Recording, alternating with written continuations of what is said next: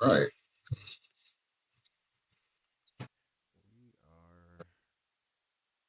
You're back. Okay, left side.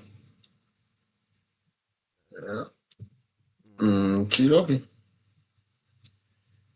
Okay. Here we go. All right.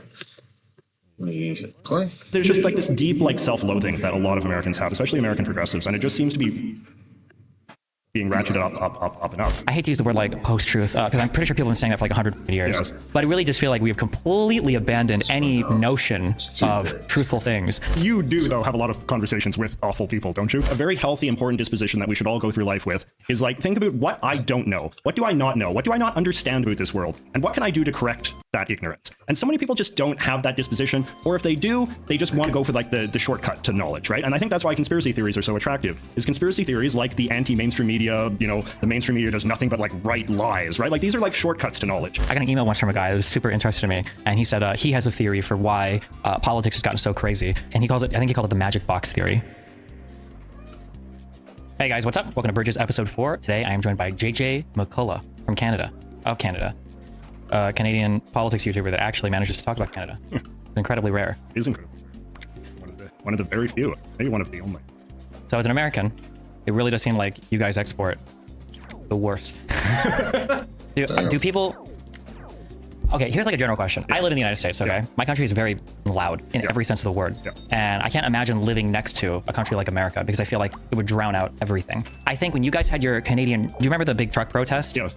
I think some of those guys had American flags on their trucks. Oh, yeah. I don't know if that was Americans that drove up or Canadians were like, I feel so patriotic, I need to put an American flag on here to...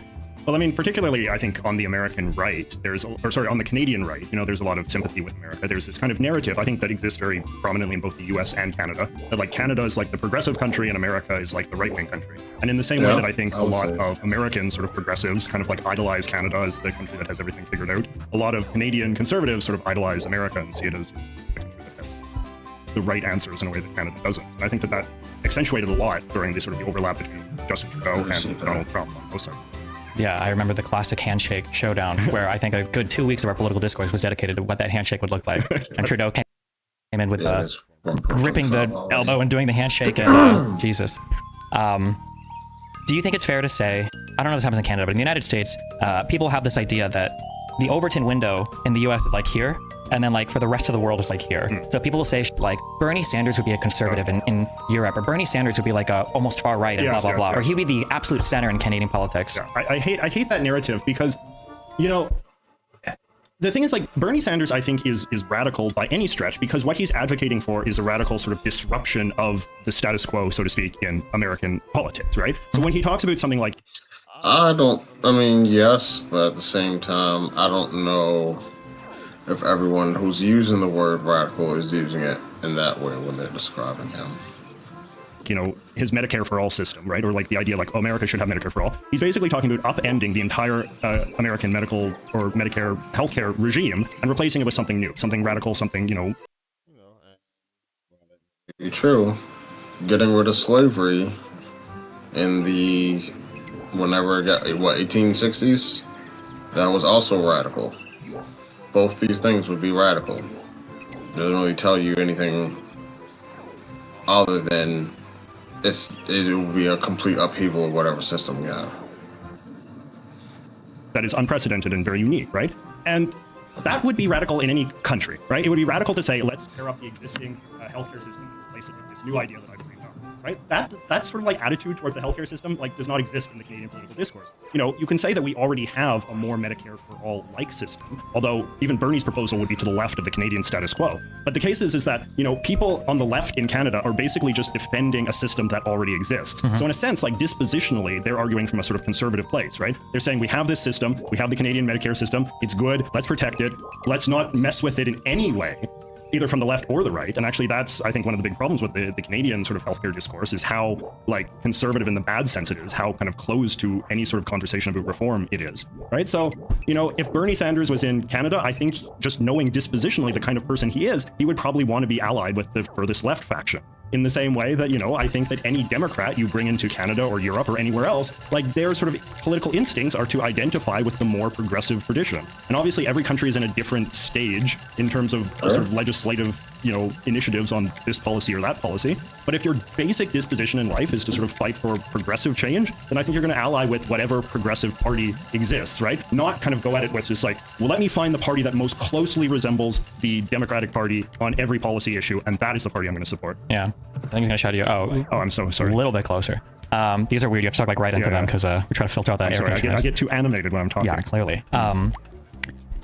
There's a lot of specific stuff we're going to talk about, so I can remember about any of these topics for a long time. Yeah. I feel like people moralize every single political term or every single political word. Yes. So when people are talking about the Everton window Yeah. or what's acceptable in their country, it's not really an actual analysis of where the politics are at. It's more just an analysis of like what's acceptable and what I think is good. So when people talk about how, you know, well, the Overton window here, Bernie would be considered like right or centrist. They're not actually expressing the idea of where his political positions would be. It's just like how good or not good they would be. Yeah. So like Bernie Sanders is the start. Like he's not, we could go way more socialist than that. Yeah. So Bernie Sanders is like a centrist because he's not the goodest he could be, which would be Yes. like Karl Marx, I guess. Yeah, and it feels like that for a lot of different political things. We get into this a lot with like Israel and Palestine, but really with the whole political spectrum that, or with every political issue, that every statement now, every word has just become a way to moralize or bring in some normative baggage in order to bolster your side or attack the other. Another good example is like, were the Nazis left or right? Yeah. And it's like, in the grand scheme of things, who actually cares, right? But it's really important because I don't want them to have been on my team. Yeah. So they say socialists are actually Yeah, on the left. so Okay, well, they did this, so they're actually on the right. Like, does overlap suggest that y'all are on the same team? Whatever the overlap is. Like, imagine, I don't know the positions of Nazis outside of the shit they did, but like, imagine if they were like, once we have our pure Aryan race, we're going to do socialism and have, I don't know, national. Your socialist party, like now Nazi-ish, like sure if you're stupid. Right, and it's like, yeah. No, it's the same with like the endless litigating of it, like, well, you know, Mao was actually worse than Hitler, right? And so it's like, what is the point of that discourse, right? The point of that discourse is not to actually like objectively adjudicate which 20th century tyrant was worse. It's to kind of, in some sense, like, and this is actually quite disturbing when you think about it, that there's like some faction of sort of modern conservatives that in some way feel like Hitler is like their guy or like is a representative of like their side. So in some sense, like you have to make the communists worse than Hitler because in some way, like you're doing defense for yourself by doing that. Like that's really kind of creepy and kind of unsettling, but it does sort of show like the excessively sort of moralistic and the way that people are it's the same thing with it's like the other one of these kinds of things that I hate is when people are like, well, you know, like the Democrats were the ones that supported Jim Crow and that kind of thing, like, you know, like sort of failing to understand like how much the parties have changed, but also like that in those days nobody who was fighting for Jim Crow was sort of saying like, yes, this is the good progressive thing to be doing, right? There's actually a good interview that I saw not too long ago on archived on YouTube between William F. Buckley and I think it was George Wallace, you know, the Democrat governor, and they of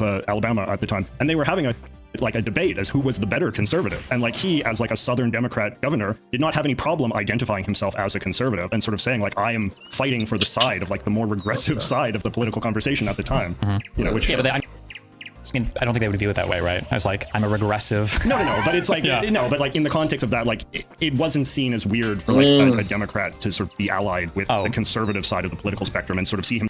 Other in terms of like what the actual term means, it would actually be regressive. It's just the things that people are attaching to it that they don't want to be associated with. To go backwards for whatever reason would technically be regressive. It's just that most things that we talk about is like, oh, I've regressed in this. We're usually talking about something that we're moving away from something positive to begin with, and then regression is used. But it doesn't. Cancer could regress. Then regression is positive in that sense, right?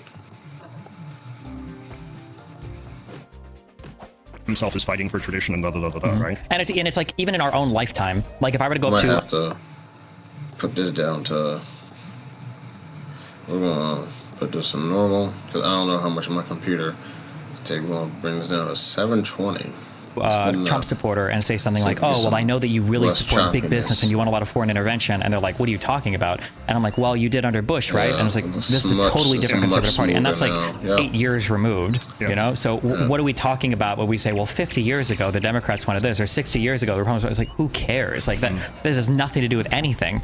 And then that thing you brought up about like people, it's weird what people feel like they have to defend. I remember feeling it was so strange when, did you ever hear about the game Wolfenstein?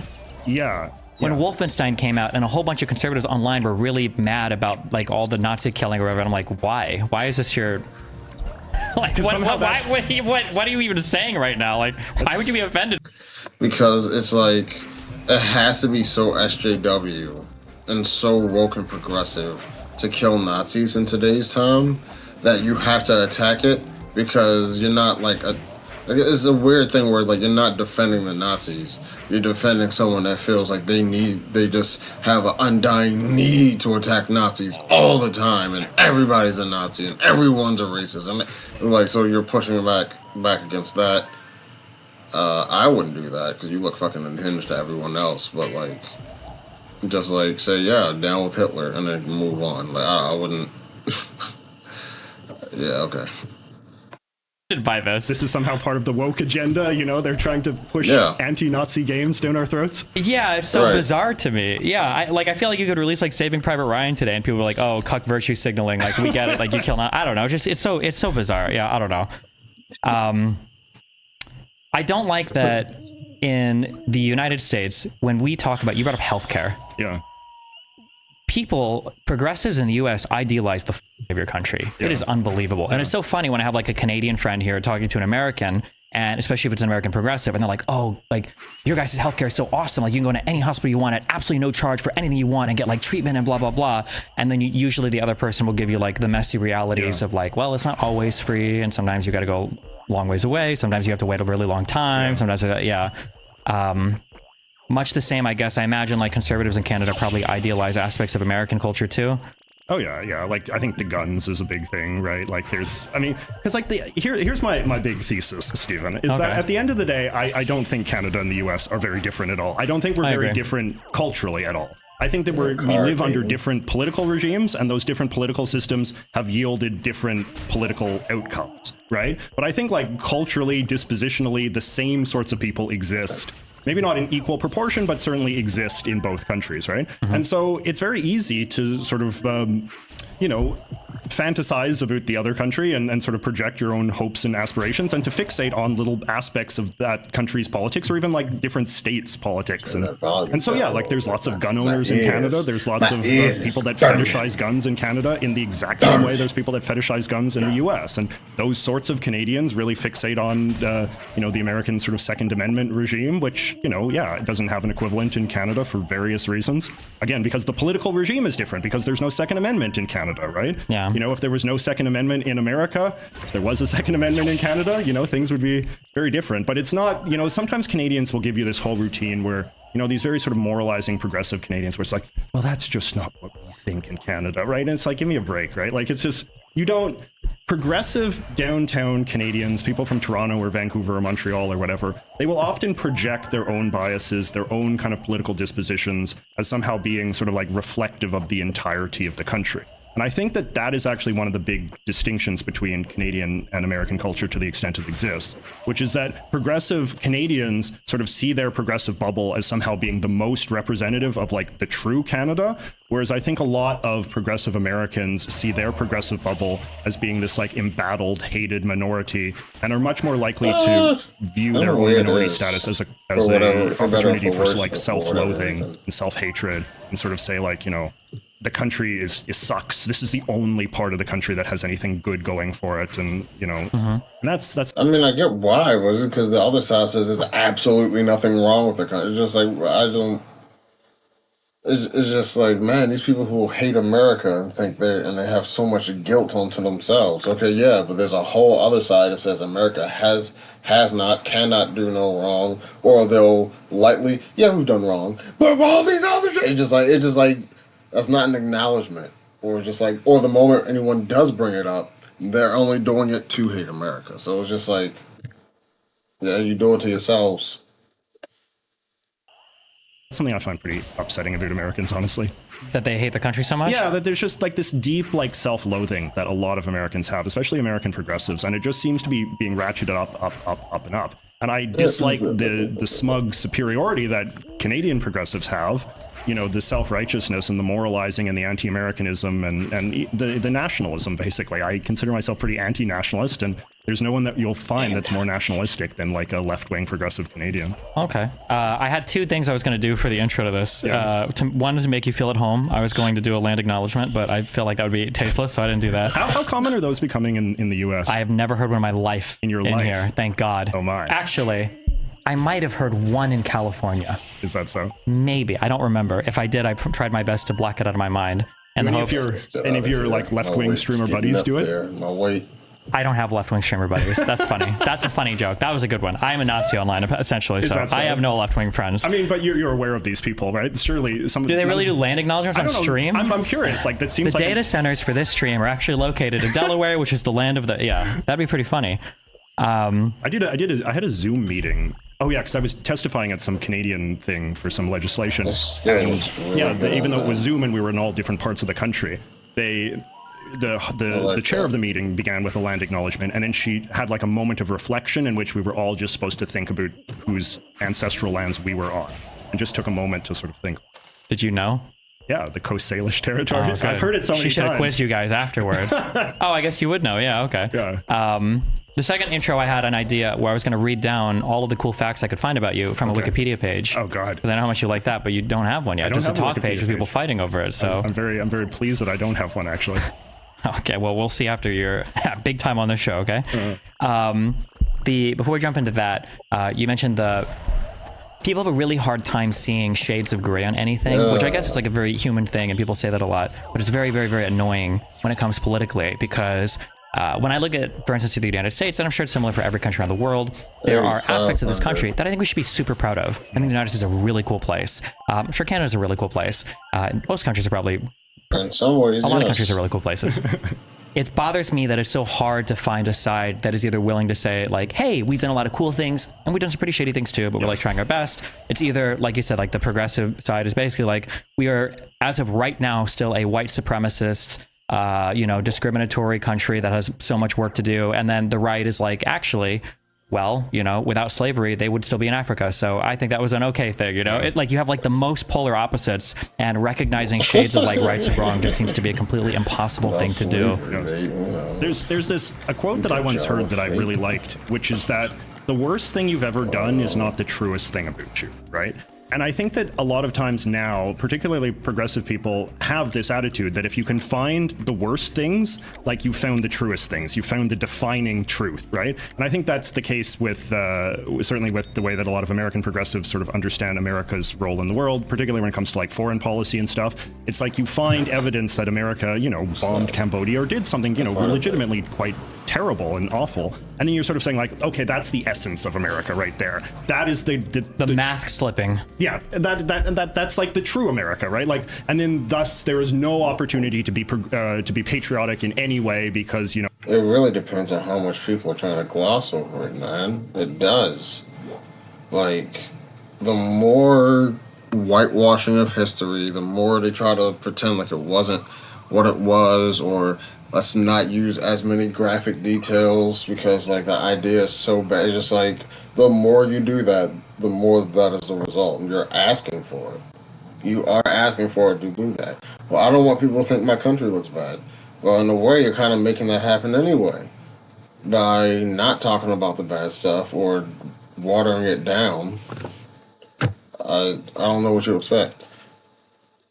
How can I possibly be patriotic when I'm, a citizen of a country that bombed Cambodia and killed, hundreds of thousands of people or whatever, right? Mm-hmm. Whereas, like, obviously the story is complex. There are terrible things in American history, but there's also so many heroic triumphs. There's so much that America has given to the world. There's so many people that want to come to this country every day, right? And it just seems like such a sort of shallow, simple-minded sort of analysis. And I don't know why people are so afraid of it. Like, I don't know why people will not give themselves permission to see that nuance, to see that shade of gray, to sort of, and And to social explore groups. these topics honestly. Like, I don't think there's anything wrong exploring like American war crimes. I don't think that that sort of should make you automatically feel like you have no opportunity to be patriotic after you've consumed or engaged in that topic. But I also don't think there's anything wrong with sort of exploring great stories of American achievement and American innovation and the lives of great Americans who have contributed so much to this country and the world, right? Like, so many people, they feel like their personal identity is threatened if they explore certain dangerous topics or topics that are sort of associated with the other side, you know? Well, because on some extent, your identity is geographically where you are. Like, if I go play, you probably say, "Well, this isn't right to do." But if I go places and people find out I'm American, I'm going to be treated differently, or there are going to be certain ideas associated with me by basis of what my country produces. Is one of Destiny's biggest arguments is the world stage looked at America different after Donald Trump. So it's just like, but to how the real question is, how, to what extent does the whole country say about me? And if you can't say if it's nothing about you, it doesn't say anything about you, then you can't be held responsible for who you vote for or stereotypes associated with your country. You can never be responsible for it, but it has to come from something. There has to be something that is like an American, right? I don't. I feel like you could have a guy that has like a channel where he's showing off like all of these crazy, amazing, awesome cars, and he talks a little bit about them or whatever, and then you go and he seems to be really knowledgeable. You go to his house, you go to his garage, and you find out that like every shot was like a zoom in, and they're just Hot Wheels. Like, he doesn't actually know how to drive any of them, and he doesn't actually care about cars at all. He just is kind of like a model guy. Yeah. Sometimes when I look at politics, I feel like there's an aesthetic about the political thing.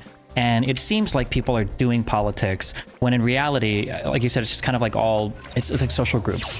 Or it's like, I have these opinions because this is my circle and these are the things that we think. But if you try to push people on any of these particular things, you don't really have anything going on at all. Do you know who Peter Boghossian is? No. You might have seen him on YouTube. He's a guy where he'll ask people like, oh, what do you think about this thing? What level of conviction do you have? What would it take to change your mind? These are three incredibly basic questions that as soon as you start asking people these things, they immediately collapse. Yeah. But prior to any of this line of inquisition, they'll have the strongest conviction in the world about how they treat other people, right? You can ask people. I'm reminded, I'm doing a big no-no right now, okay? I'm quoting because I only read the things on Twitter about this when the guy tweeted about this particular thing. I think he did a study on this. It was the asking kids questions at college campuses about how they felt about Israel-Palestine, and it was how they felt about the saying from the river to the sea. Okay. And there was like a 50-point swing in how you would feel about it once you knew what the river and the sea were. Like, even just having a little bit more information would dramatically change people's perceptions of things. But if they're getting... People get their news from somewhere. Who is not giving that information?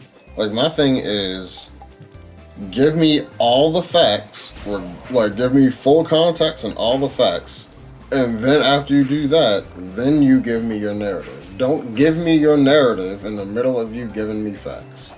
You slimy piece of shit. Because basically it's just like, well, I don't think you'll agree with what I'm saying if I just give you facts. So what I'm gonna do is, you can shut the fuck up right there, because that means I shouldn't be fucking listening to you. Why do you have to do that? Because everyone else is doing that. Okay, so we're just all gonna kill ourselves at some point, right? And I feel like for a lot of political issues, the battlegrounds are largely aesthetic, and I hate to use the word like post-truth, because I'm pretty sure people have been saying that for like 100 years. Yes. But I really just feel like we have completely abandoned any notion of truthful things. And the thing that irritates me the most about that is I think there is a lot of genuine debate and discussion that can happen from both sides, from a strong left and a strong right, around certain issues, especially things like COVID lockdowns and vaccine mandates and stuff. There's a lot of really good conversations that can happen there. But instead, the conversations are... In the United States, it's that Bill Gates wants to put 5G chips into us from a Chinese bioweapon, or like every conservative wants every person to die for no reason because they hate, I guess, poor people. Yes. And then in Canada, I guess it was Trudeau wants to use the banks to silence all political dissent, or, you know, Canadian truckers and far-right people want to shut down the economy forever because they're mad about immigration. Yes. Because these issues end up getting so segued off into these polar opposite areas where there's absolutely no overlap, all the political discourse is trash. When people ask me like, what conversation you had recently you're really proud of, I'm like, none of them. They all fucking suck. They're actually so horrible. Conversations between different people. Yes. I mean, you do though have a lot of conversations with awful people, don't you? Yeah, and they're usually pretty fucking horrible. Yeah, so why do you do it so much? Well, that was my next question for you. Okay, fuck you. No, because I mean, it's true. You know, I agree with everything that you said, but this is where people's brains are. This is where people's brains are.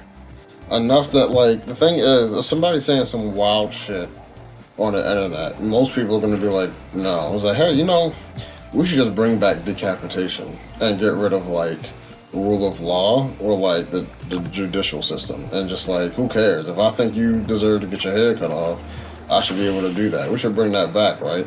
If someone says that, most people are going to be like, nah, bro, you're crazy. You're wild.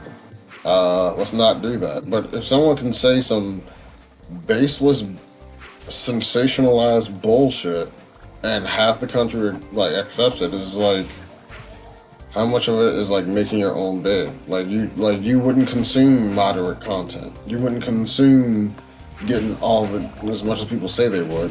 You wouldn't. I think that it's also the case that we can get a warp, it's particularly people like you and I in these kind of like exalted sort of media positions, right? We can get a warped sense of where your average person's mindset is or how close-minded your average person is if so many of our conversations just occur with other political freaks, right? Like if we're having, like if your kind of sense of where everybody else is just entails having conversations with people like, you know, Ben Shapiro or Jordan Peterson, I can see how that would leave you pretty discouraged after a while. But do you feel that this is the case with just like ordinary people that in your daily life, like just ordinary Americans? Do you think they're as polarized as their thought leader class is? I think they are getting there, or I think they are there. I think there's two things going on. So one thing you mentioned between, you've got like talking to your audience and then you've got kind of like doing debate or conversations. The reason why I really like debate or conversations is because it forces you at some point to make your ideas commensurate with the other guy. You have to, because you're having an actual conversation to each other. So you have to be able to speak to each other. And that, I think that exercise is really important because it, to some extent, as long as it's happening more than once a year, it's humanizing the other person, right? Like liberals will talk all the time about how we're so much better when it comes to like racial tolerance and stuff. It's not because liberals are better people, it's because they tend to live in cities where there's a lot more of those types of people around. You can't hate people that you grow up around and you see every day. It's not possible. And I think that for a lot of stuff in the political aisle right now, on the left and right, the caricatures of both sides are allowed to grow when you never actually talk to or have any. Then people were like, oh man, all these other people are moving to my neighborhood. It's time for me to leave, so I never have to learn how to not be racist. Conversations with the other side because, because like conservatives are just these evil, hateful people that want to destroy gay rights and LGBT stuff and hate women. And the left are these horrible, self-hating white people that just want minorities to cuck all the white men and for Jews to run society or whatever. I don't know what people believe. Yeah, but the lack of communication is really bad. And then the one thing, you can say something on that, and then also on the second thing, when you talk about like, I said, the average person like this, okay, here's my thesis, all right? So you got a thesis, all right? I have this feeling that everybody identifies with social groups, and with these social groups, you inherit a bunch of moral and political positions. Yes. However, I think that's okay, because it's probably like, that's a human thing. Everybody has some ideological conformity with groups that they're around. It's probably natural and okay, but I think the problem is these groups have gotten like national or international. So in the past, maybe, maybe you live in Edmonton or maybe you live in Omaha and you've got your conservatives and they believe this thing and you're pretty like ideologically conformed with each other, but you're different from a lot of the other conservatives around the country, right? Yeah. Conservatives in Central California are gonna be different than conservatives in Missouri. Conservatives in Alberta might be different than conservatives in, Toronto or Vancouver. But the groups now, because of the internet, have grown such that the bubble, the ideological conformity has to be set across entire countries now. And I think that's really bad. And I think that is where some of the polarization is coming from, where now Leah Thomas isn't just a divisive issue in, I don't even know what state she was from. Was it Florida? She's not a divisive issue in Florida sports or her school. That's a divisive issue for the entire country. Yes, if not even the entire world. Yeah. Right? Like, I mean, it's amazing like how often you'll watch YouTubers, like just forget Canada, like you'll watch British YouTubers or YouTubers in Europe and they'll be like citing something that happened in some state in America, and then kind of extrapolating wildly about how this reflects the problem with the West, you know? It's these kind of imagined communities. I think you're right, like they have gotten really gigantic, but I do think though that even then, we're still talking about, I think, the minority of people that spend a lot of time consuming this type of content, right? Like, I just think that your average person is just much less sort of plugged in and derives much less of their personal identity from politics than the sort of people that you or I are likely to encounter. I think that's it's got to be true definitionally, because in this world the people are the most like plugged in and everything. Yeah. But I think that social media has given people ways to connect to a lot of these issues in ways that they wouldn't have traditionally. So like the old grandma that might just be like doing yarn and watching, you know, whatever late night TV. Well, now she's sending you Facebook memes from, you know, Bill Gates wants to eat children.com or whatever, and she's like completely plugged into that ecosystem now. Bill Gates is I mean, it's true, and I mean, like I can see that being true. I mean, I'll just say this about Bill Gates: I would be wary of anyone that tries to have their hands in like almost everything. Like, damn, nigga, you gotta be everywhere. No, you trying to be everywhere, nigga. Damn. Let's see if I can get that phrase, booty one. Definitely, I think this is actually one of the things that they say about Trump specifically, right? Is because since he is this kind of pre-existing celebrity brand that a lot of people knew of before his run for president, that he has sort of like given people an in. And I think you could also say that, you know, just the kind of like the dopier nature of a lot of political commentary these days is a much less high bar than it used to be to enter and participate and start self-identifying sort of politically. You know, earlier I was talking about the conversation with William F. Buckley and Governor Wallace, right? And that was like on Firing Line, you know, which is a very like highfalutin, highbrow kind of show that they used to have where they would be talking about philosophy and like, you know, quoting Aristotle and this kind of thing. And like, that's what like political commentary used to be, or like newspaper columns and, you know, round tables on cable news and this kind of stuff. But now it's just, you know, no offense, like just any guy with like a microphone and like a Twitch account or whatever. Like, this is now what political commentary is. It's just any guy on Facebook, any guy on Twitter, right? Like, in some ways, like, and this is actually something I've been thinking about a bit, because I've often thought of myself as being somewhat kind of populist in disposition, as I think a lot of sort of people are when they're young. It's like, oh, elites, they're suck, they're, you know, preventing, you know, democracy and this kind of thing. But now, in many ways, we are living in a very populist age. We're living in a very democratic age. You know, the barriers to participate in political conversations at what used to be the elite level, which is to be like a commentator, like to be a political commentator, the barriers to entry into that position have never been lower than they are now. And you do kind of have to think, like, it makes me a little bit, I think, nostalgic for a more elitist media climate when the sort of people doing the political commentary were people like William F. Buckley, as opposed to someone like Candace Owens, who doesn't know anything about anything, right? Yeah. The, I don't know where you stand on this, but it reminds me of, like, people ask me, like, yeah, alternative media might have problems, but like, would you prefer the mainstream media to alternative media? And every time I'm like, yeah, absolutely. I mean, it's not even close. It's not even close. Who are the bastions of alternative media? This is the thing. Like, this is the thing. I've actually been thinking about making a video on this, because it's like, you know, I read the New York Times, I read the New Yorker, you know, I read a lot of these sort of like prestige American publications, and they're just like the best in the world. Like, they're just so well written, they're so well researched, like they have like great reporters who are doing good work. You know, I used to work at the Washington Post for 6 years. I was consistently impressed by like my colleagues there. It's like they're doing really good work. These people are professionals, they understand what they're doing, they're great writers, and then you compare that to like the dreck that's coming out from these people with their microphones and just yapping. And the other thing too is like, you can look at like your buddy Alex Jones, right? And it's like, even then, even like a guy like as conspiracy brained as him, who is he quoting? He inevitably winds up quoting the mainstream media. He's not quoting, you know, like Daily Wire or whatever, because they're not actually doing any reporting. You look at any alternative media source, you know, whether it's on the right or the left, you know, you just do a few clicks and you find that they're always just relying on someone else's reporting at the end of the day. They'll cherry pick and, you know, massage the facts to be what they want, but they're not doing anything substantial, and the writing sucks. I wish that people had a clear... I wish that there were clear delineations between what was what, because a lot of people don't actually understand, like what you just said, doing reporting. Yeah. For a lot of people, reporters news anchors, media pundits, Yes. and like just online commentary guys, all of these people are the same. Yes. And I'm talking to other adults, and it's very frustrating sometimes where I had a debate recently over stuff related, of course, to Israel-Palestine, and I would link a thing, and the guy would be like, oh, I don't trust that source, it's Twitter. Yeah. I'm like, Twitter's not a source. You will look who's tweeting and look at the particular account, and then go. Or he'll be like, here's a report. This is like incredibly reputable. This comes from MSNBC or the New York Times. And I'm like, my issue is that like the sources for all of this are the Gaza Health Ministry, and I think there are problems here, or the IDF, and there are problems here. Like, no. The source isn't the Gaza Health Ministry. The source here is NBC. Like, do you know what you're saying when you say that? Yeah. When you say like, yeah. And people's inability to parse and figure out like, am I reading an op-ed? I think that in the U.S., maybe you have higher opinions people. I think it should be illegal for reporting like news stations to have opinion anything because people are too stupid to tell the difference.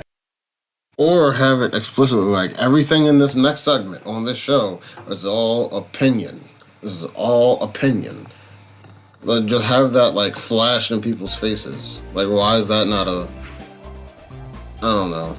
Just do that. People say things like, and I'll say this to people because people are like, oh, well, what's a good news publication to read? The reality is, if you read any of them, like the reporting, you'll be more informed than 99% of people. Yes. And then people are like, what about Fox News? It's like, Fox News reporting is generally pretty accurate. It's about as accurate as anything else. And they'll be like, really? Well, what about when Tucker Carlson said this? Tucker Carlson's not a fucking reporter. What the fuck are you talking about? What about when... Does Fox call him a pundit? I don't know because I don't watch TV. Does Fox call him a pundit? Is this explicitly stated? Because the thing is, with the way the world is, it's almost like you're saying, why didn't you find out if they were a reporter or a pundit? It's like, if we have disclaimers for medicine, why not have disclaimers for media?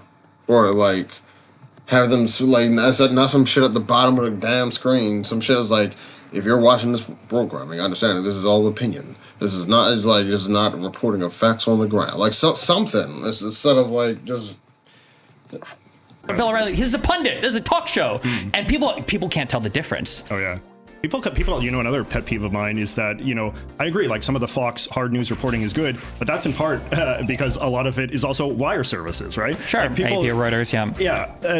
Yeah, but Fox also does some good reporting on their own as well. I won't denounce that side of Fox, but I think that the fundamental thing I'm getting at is just like literacy, cultural literacy, media literacy, like all of these things are just so low right now. And this is like something that I care a lot about with my channel, like just getting people up to speed on just very basic things, especially young people, right? It shouldn't be as hard as it is, and it makes me wonder a lot about the education system and just the degree that people are happy with their ignorance, right? Like their ignorance is more satisfying to them. Like they know what they know. They've come up with a sort of like narrative about how the world works, and that's their truth, right? Like that's what they're invested in.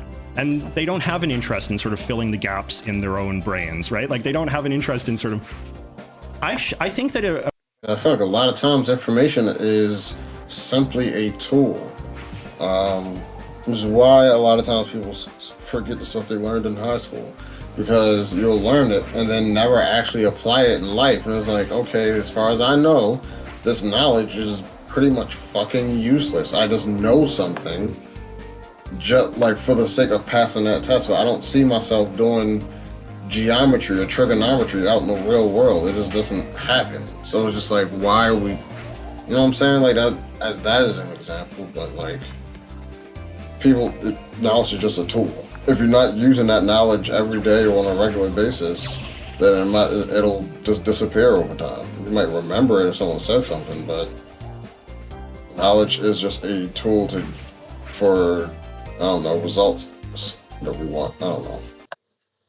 A very healthy, important disposition that we should all go through life with is like, think about what I don't know. What do I not know? What do I not understand about this world? And what can I do to correct that ignorance? And so many people just don't have that disposition, or if they do, they just want to go for like the shortcut to knowledge, right? And I think that's why conspiracy theories are so attractive, is conspiracy theories like the anti-mainstream media, the mainstream media does nothing but like write lies, right? Like these are like shortcuts to knowledge. It's like, if you're a guy who like never reads the New York Times, like very ignorant about a lot of things, and you feel insecure, it's like, okay, I don't know a lot about the world, I don't know a lot about what's going on. What if all of the mainstream media is actually run by evil liars? Ah, that's good. That then justifies my own ignorance, right? And it sort of... It doesn't, I mean, when you say it depends on what you mean by run by, if it's top down and the people on the ground don't have like a choice in what they're saying, they're just like, this is what the teleprompter says and I'm gonna read it, then I would say they're like less responsible, because in a way they're just a cog in the machine. But like, if you know exactly what, like, I don't know, Lord, you know exactly what you're doing and the type of message you're trying to send from the top down. I don't know, let's say I wanted to make a cake and I got this person to get the eggs and then this person to get the flour and this person got the sugar and this person is just like, did they help me bake a cake? As far as they knew, they were just getting ingredients individually. Each one had their own part. Like, how often do you go get eggs? You know what I'm saying? But me having the plan to make the cake based on all of them contributing to it enables me to have a media diet that then just consists of consuming this high dopaminergic stuff where people are yelling and screaming. Especially if they are incentivized to it as well. And, you know, saying the most outrageous over-the-top rhetoric, which is more fun. Like, that's the junk food, right? Like, people don't want to eat their vegetables. I got an email once from a guy. I'm going to ask you where you think that disposition comes from. I got an email once from a guy that was super interested in me, and he said he has a theory for why politics has gotten so crazy. And he calls it, I think he called it the magic box theory. Okay. And he said that something that's happened as time has gone on, the sophistication and the complexity of all of the electronic devices we use has gotten to unbelievable levels, such that in the past, if you had like an abacus, you know exactly how it works. There's no place for a conspiracy theory in an abacus. You move the beads over. There's very little in a calculator to have a conspiracy theory, very little for a TI-83. But as these devices become more and more sophisticated and we become more and more removed from the actual processes themselves, and we're just like pushing buttons, all of society has kind of tended in this direction, and our lack of grounding and the understanding of how anything around us works makes it easier for people to start making crazy assumptions about like the things around us, because everything is kind of like run by magic and you don't really know anything, and you can insert so many strong statements. One popular one, I always get scared when I give an example. I'm accidentally going to say something you completely disagree with, but it hasn't happened yet. A really popular one, I'm sorry to trigger everybody out there, okay? Maybe this has changed and I haven't seen any new research, but a really popular one is that your phone is always listening to you, and that ads are being inserted based on things you've said. So many different tech companies have tried to do like research or like experiments or studies to see like if this has happened or whatever. Never. Not a single time has this ever been verified or validated, but everybody believes it. But a lot of it is because like, well, fuck, I don't know the fuck by. I mean, sure, but to some extent it's just like,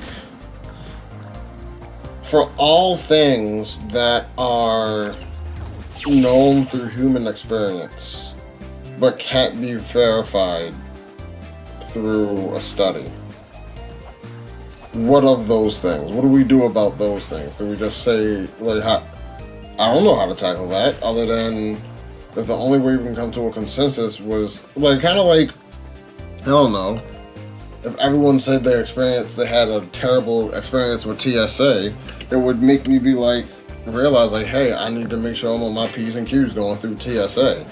Study or not, if this is something that people across the world and people across the country are all reporting the end of it, like it's just all bullshit, like everybody's just bull. That's an appeal, that's a argument ad populum. I'm not saying that it's true, but you're saying that it's like, you're saying that it hasn't been verified, almost as if to discredit it.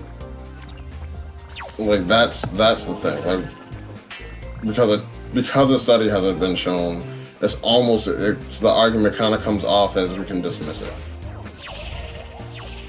Or at least you're gonna say, well, I have no reason to believe it's true. I'm just like, yeah, I don't know. There's an aspect of the human experience that won't be, like, sometimes, depending on what it is, it just simply can't be measured. And I guess for all those things, we just say fuck it, and they're not actually there, or it's not real, or I don't know how to proceed with that. my phone works? How does Siri know when I say hello Siri? It must be listening all the time. And why is it a big stretch to assume that it would be recording every single thing too? Like maybe, or people don't even know like the sophistication of technology. Somebody will say like, oh, okay, well, if the government could put a keylogger on my computer and then get the email to my password, why wouldn't they be able to just unencrypt an entire iPhone drive? Yeah. Not knowing that like the difference between these two technologies is like so far apart. Yes. To unencrypt like stuff that it would take the heat death of the universe to actually get through. Yeah. And I think a lot of it is because stuff has become less understandable because we just don't know.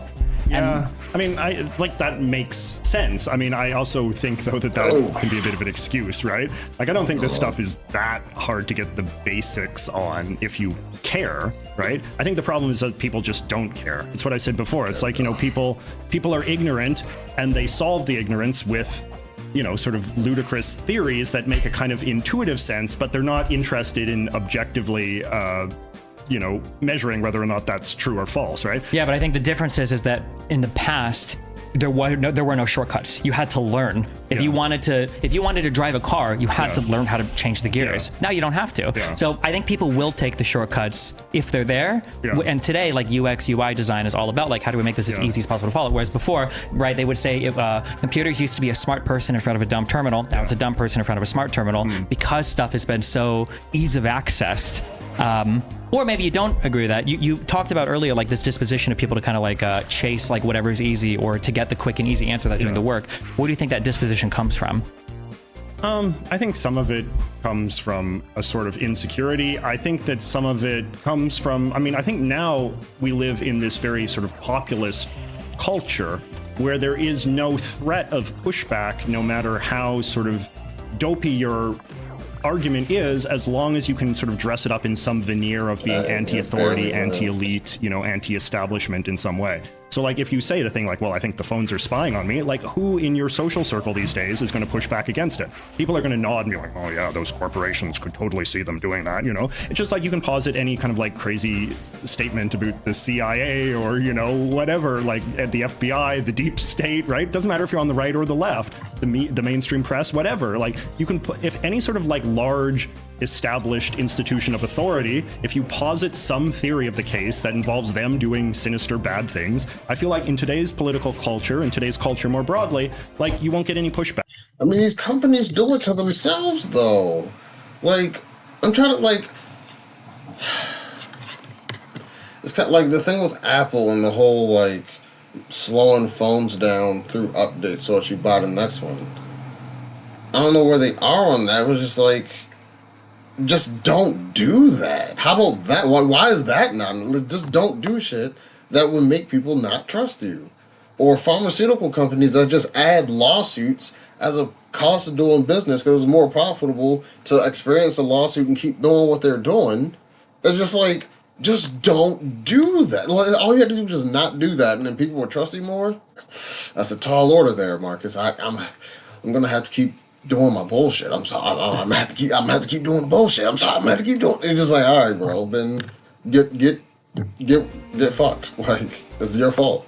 Back against that. And so I think that we live in a culture that kind of encourages that style of thinking, and a culture that does not encourage people going like, actually, I don't think that's very plausible, or actually, like, look at this and learn about this and figure out what the actual truth of the case is. Everybody wants to be a populist. Everybody wants to be against the man, you know? And taking the side of the man, unpopular, but in some ways I think it's what's needed. You know, people need to make the case for and I feel like I haven't seen, I'm sorry, Stephen, I haven't consumed a great deal of your media, but I feel like I have seen you in one debate, like you're making the case basically for the established authorities, like particularly when I think it was in some conversation you were having with somebody about COVID and that. And it's like at some point you have to be willing to trust the CDC or you have to be willing to defer that these people are not in the positions that they are because they're evil people who want to like control. They're in these positions because they're experts and they've been rewarded for their expertise, and that their passion in life is to use their expertise on behalf of the common good, right? But a lot of people, like, you don't get very far arguing that kind of case these days, because a lot of people, if you just say, well, I think they're just evil, or I think they're just doing it for their own good, or they're lining their pockets or whatever, like, who is going to push back against that and look like a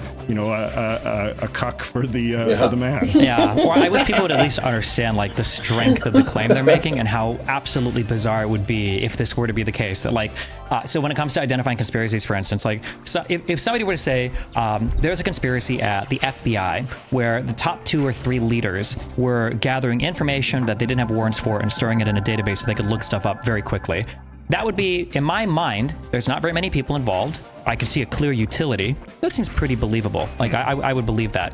But when people start saying, like, the conspiracies or all of the intelligence agencies worked together, for instance, for January 6th, to set all of that up to turn Americans against each other, to cause violence, and then they were going to show up and save the day at the end and then blame Trump on it or whatever.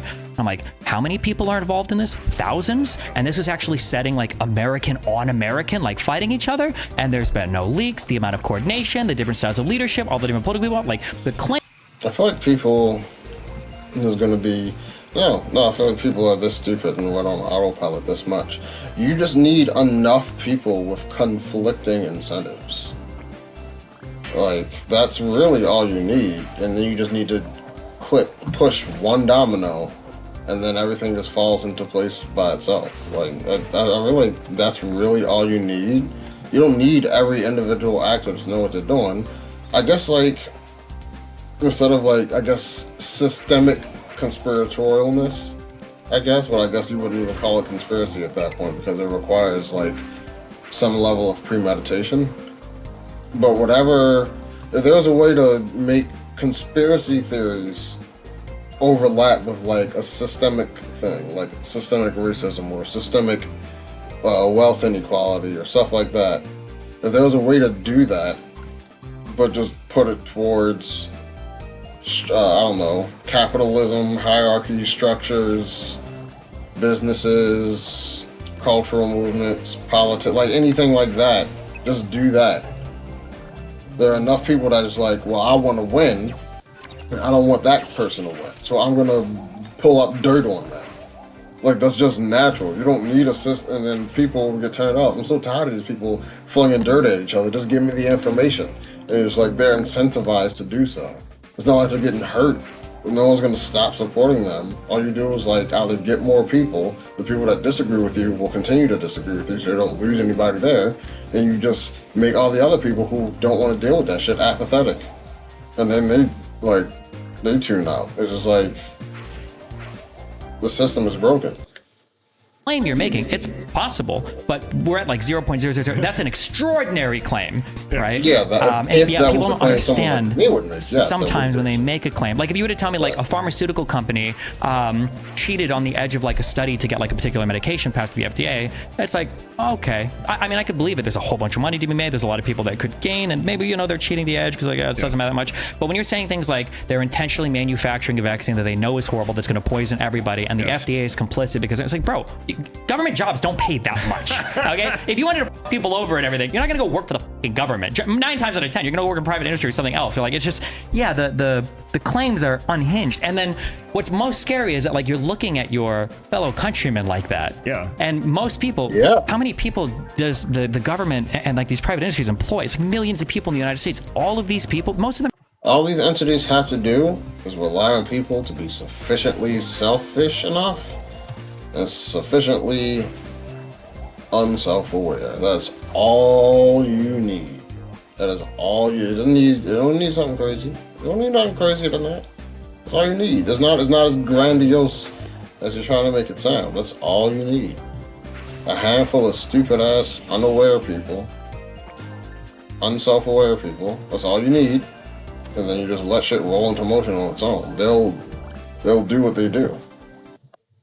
Them are ordinary folks. They live next to you. Like, this is the problem, right? Like, this before I was talking about, like, sort of the degree that anti-Americanism has sort of is prominent on sort of the progressive American left, right? But I do think that like now this super ultra populist MAGA right wing kind of thing is becoming very anti-American in its own way too, precisely because it's positing a theory that says that basically all American institutions are run by evil people, right? Like everything in the government, everything in Hollywood, even, you know, sports now, like it's all run by like the evil cabal, the regime, right? Like everyone in any position of authority in America is basically trying to screw the common American man. And it's international. It's not just it's internationally. It's true. Yeah. Because it's the lizard people. Or the Jews or something. Yeah. Because I did that with Peterson, where I'm like, for the vaccines, like let's say that I buy into all of this. The schools, the private firms, and the government are all rigged against it. Is this happening all over the world? What about even with our enemies? Even Russia and China aren't calling out like the whole like.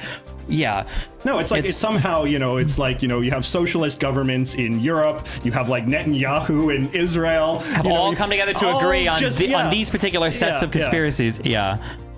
Another thing you brought up before, I can never tell everything I complain about. I feel like it's one of those things where it's like music today is destroying the youth. Yes. And it's like people have always complained about it. Yes. So it does feel like it's always gotten worse, I guess. One thing you brought up before was, I feel like if somebody gives me an opinion, I feel like I can guess like 20 more opinions they have. Okay. Just because of the insane conformity around such a broad, like every issue is hyper fucking politicized these days. Like if I hear somebody in the United States, I don't know if it's gotten to Canada yet, if I hear somebody in the United States say equity or equitable instead of equally, I can already guess. I already know 25 things about you. You think that white supremacy is a huge issue in the United States. You probably don't even really support Biden, and you think the voting rights is lesser of two evils. You're probably massively in favor of like the vaccines and like lockdowns and mandates. You probably are in favor of like DEI, affirmative action. You probably think that like BIPOC is a good acronym to describe people. Like there's like so many things. And then on the other side too, if somebody says like, oh yeah, I think that the system is rigged against Andrew Tate. You probably also support Russia in the war. You probably are a huge Trump. Yeah. I feel like every single issue has become so politicized that all of these topics are now battlegrounds for the, and I say political debate, but it's really for the lowest common denominator of like aesthetic political debate. And one of the byproducts of that is what you said earlier, that we can't be proud of anything anymore. Something that really makes me sad. There's a guy running for the Democratic presidency, I think it was like 8 years ago, Cory Booker. And he said something on stage, whatever for him as a candidate, but he said something on stage, he's like, I don't know why the Democrats have this reputation of demonizing success. We should celebrate wealth. And I'm like, yeah, that's true. There's not a single thing that we can take like accomplishment of anything in the US anymore. And I think one of the saddest things, because it happened under Trump, and I give Trump credit for it, is I'm dancing into the vaccine topic. Don't know how you feel about that. Regardless. Okay, but why did it demonize wealth? Like, I guess like when people say people who are younger or don't have as much money, they tend not to like vote as much. Whereas like the people who tend to vote usually be older, wealthier, whiter. It's just like I'm trying to imagine like if I had a bunch of money and something about cop reform came up, either I'm just ignorant to the shit that cops do, or I do know what they do and don't believe they need reform. Those are the only two possibilities. The idea of like, well, cops can't do anything bad or anything like that, is just like, I don't need to be in the position or experiencing something to know that if I was experiencing that something, or I was in that position, I would want it to be this way. I don't need to. It doesn't make any sense to me. Like, if something's wrong, it's wrong. It doesn't matter if I'm the one fucking experiencing it. So, if people are doing shit like, I don't know, bribery or getting off from police, or you're a dirty cop or anything like this, is just kind of like, you are the reason everything's falling apart. You are the reason that I'm sorry, I was talking about demonizing wealth. People that do wealthy stuff, people with wealth tend to get away with shit that regular people, look at Will Smith. Let a regular ass person walk up on stage at a ceremony or something and slap the fuck out of somebody. They're being arrested before you get back to your seat. But if a celebrity does it, if a rich person with clout does it, oh, that was different now. Now it is like that different, that whatever that is, fix that and you'll fix that wealth demonization problem. Even if it's starting to happen more, it's more It was on the left. It still is more on the left, but like it's starting to happen on the populist factions of the right. When people see people with wealth doing shit to undercut, or people don't like lobbying, people don't like all like anything along those lines. It's just like only rich people can do this. Only people with a lot of capital can do this. They shouldn't be able to do anything like that. That tips the scale more than any one individual could, and that's where it comes from. Even if you think that's short-sighted, that's where people want equal power and equal say. Like, people don't want to feel like they're drowned out, I guess. Like, it shouldn't it's not fair that 1,000 people might have to band together for the power of one person just to counteract them, maybe. Like, that's where populism comes from, because like we gotta come together, y'all. It's us versus them. We need all of us to go against one of them. Like, whatever way you get rid of that is how you decrease the wins and the sales of populism.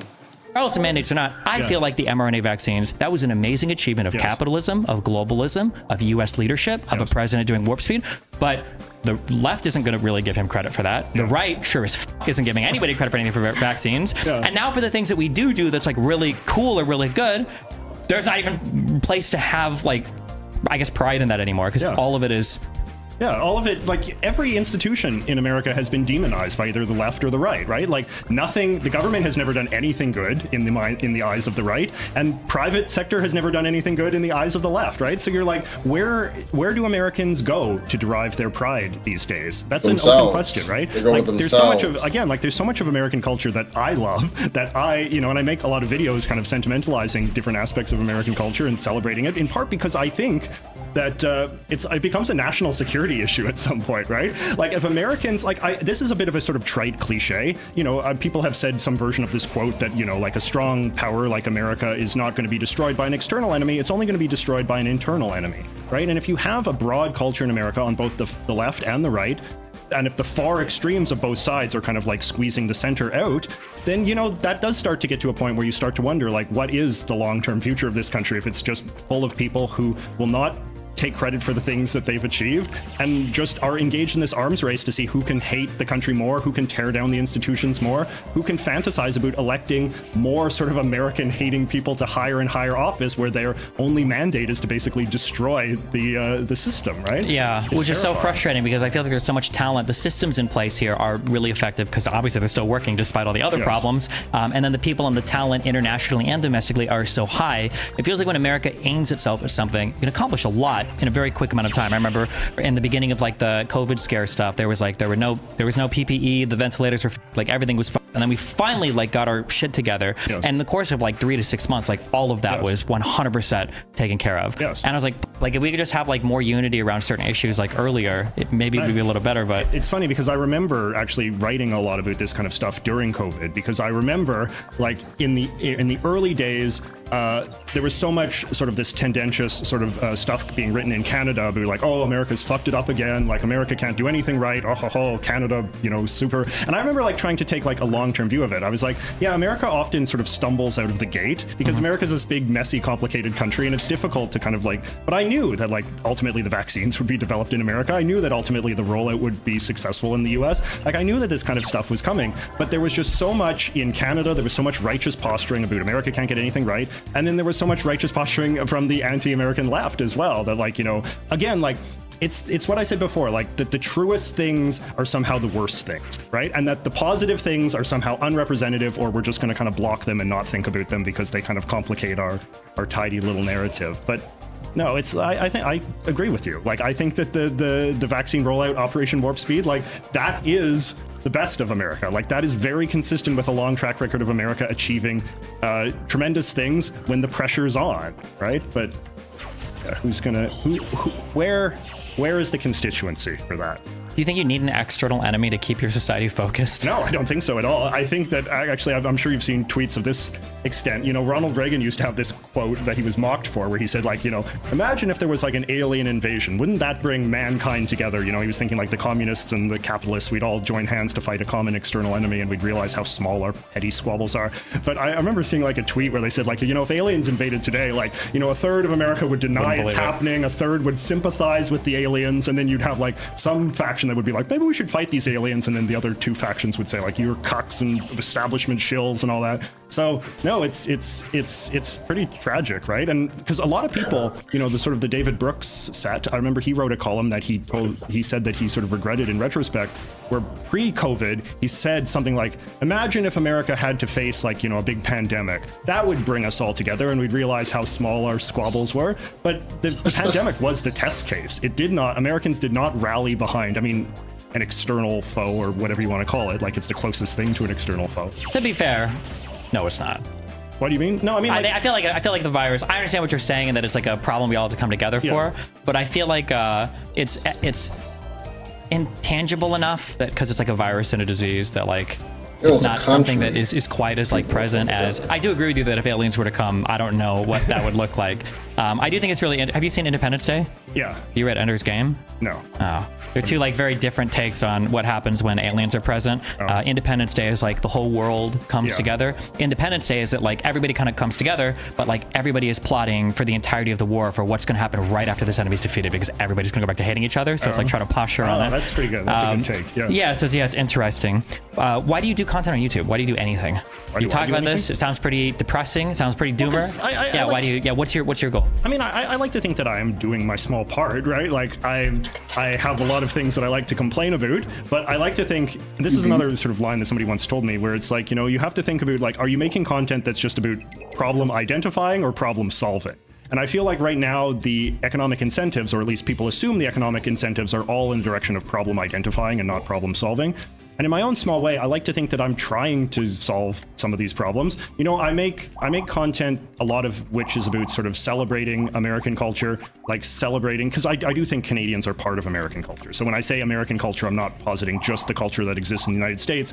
I'm positing the culture that exists on this continent that I think Canadians are equal part in. And I do think it's important that we find things to be proud of in our culture, that we sort of celebrate it, and that we become culturally literate as well, that we understand truthfully what our history has entailed, all of the many achievements that we've achieved, you know, the great inventions and the way that our quality of life has advanced so dramatically, even since the end of World War II. You know, I would sort of say since 1870-ish, you know, the quality of life has advanced so much greater than any society that has ever existed in the history of man. And these are things that are worth being proud of and worth like finding sort of sincere appreciation for. And, you know, I make videos that try to communicate some basic sort of political fluency about the Canadian political system, the Canadian political climate. My main audience is not even Canadians, based on my own internal numbers. It's Americans who want to learn more about Canada. And I think that matters a lot too, because, you know, I'm somebody that believes in like Canada-US integration. Like, I think that's going to be tremendously in the interests of both of our countries to get closer and closer and, you know, have some sort of common, you know, thing in the same way that the Europeans do, where you can come and go freely and work and all this kind of stuff. You heard that, folks. His goal is to make United States a socialist utopia. You just heard it. They're going to turn us into a Canada. They're going to turn us into Canada. And I think that part of the way that you achieve that is by making Americans more familiar with Canada, demystifying Canada in the same way. So it's kind of a very mystical place right now, besides Quebec, or? No. I mean, like, you know, Americans can, as we said at the beginning, right, like with the healthcare system and stuff, like, Americans are often told about Canada just as a kind of metaphor for their own politics, right? Like, you learn isolated facts about Canada to the extent that they help one side or another in their domestic arguments, not in the sense that that's really true. That's how Americans approach all. Like, if somebody brings up Rome in an American political conversation, the next thing out of their mouth is going to be how immigration is going to destroy the United States because multiculturalism is what destroyed Rome. Or if somebody brings up, they'll just say Europe or Canada. It's going to be some stupid statement about how actually socialism is really good and it fixes every problem and all their There's something worth just kind of like learning about these places as what they are, and they're imperfect and flawed and complicated places as well, but, you know, there's some value in learning about them, because, you know, like, Canada has a lot to teach America in the same way that America has a lot to teach Canada. We're the two most similar countries in the world. We have, as I said before, like basically the same culture. We have the same kinds of people. Our basic disposition towards problem solving and looking at issues is the same. So I think that, you know, if something works in one part of America, it probably works in Canada and vice versa. you ever been a debater archetype? Do you like argue with people politically in your real life, or did you ever? Maybe. Or I used to be a TV pundit guy, like one of these talking heads on the television. And I guess I worked actually for a very conservative network, a sort of Fox News North, they sometimes called it, Sun News. And I would do some sort of debates on that. I worked for another show actually as well, where I did, I was like a panel. So like, there's three main political parties in Canada, the Conservatives, Liberal, and NDP. And I was like, I wasn't affiliated with the party, but like I was the guy that like sort of had the dispositionally sort of conservative perspective. And so there was some debates on that. But as I noticed you say three. Excuse me. What about the, I had some far right Canadian friends. What was that stupid thing? The People's Party that has never elected a single member of parliament. Was it called the People's Party? This was the one that after the vaccines. Oh yeah, that one. Yeah, okay, yeah. This was the one that was going to take over. It was going to be a huge sweep. I think Dave Rubin interviewed the head of the PPC, and like the title was "The Next Prime Minister of Canada," and won like 4% of the vote and 0 seats. No, the internet is not real life, But no, it's like as I've gotten older, I've realized that debate seems pointless. And actually, this is something that I was going to ask you about, right? Whereas you were sort of defending your debates, and that you, correct me if I'm wrong, you said that like one of the values is that it allows you to kind of like understand and humanize the other side.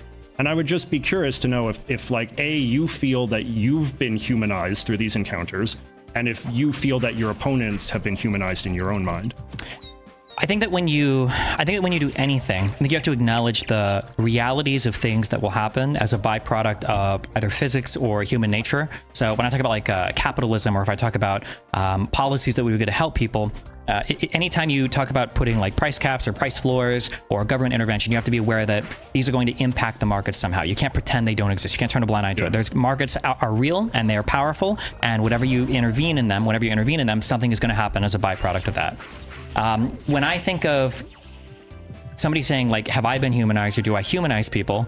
I don't know if that's a conscious or cognitive process where it's like, oh, like I do consciously try to be somewhat empathetic. It depends on the debate, it depends on who I'm talking to, it depends on what I'm trying to represent in a particular thing. I do try to be empathetic and humanize the people that I talk to some extent.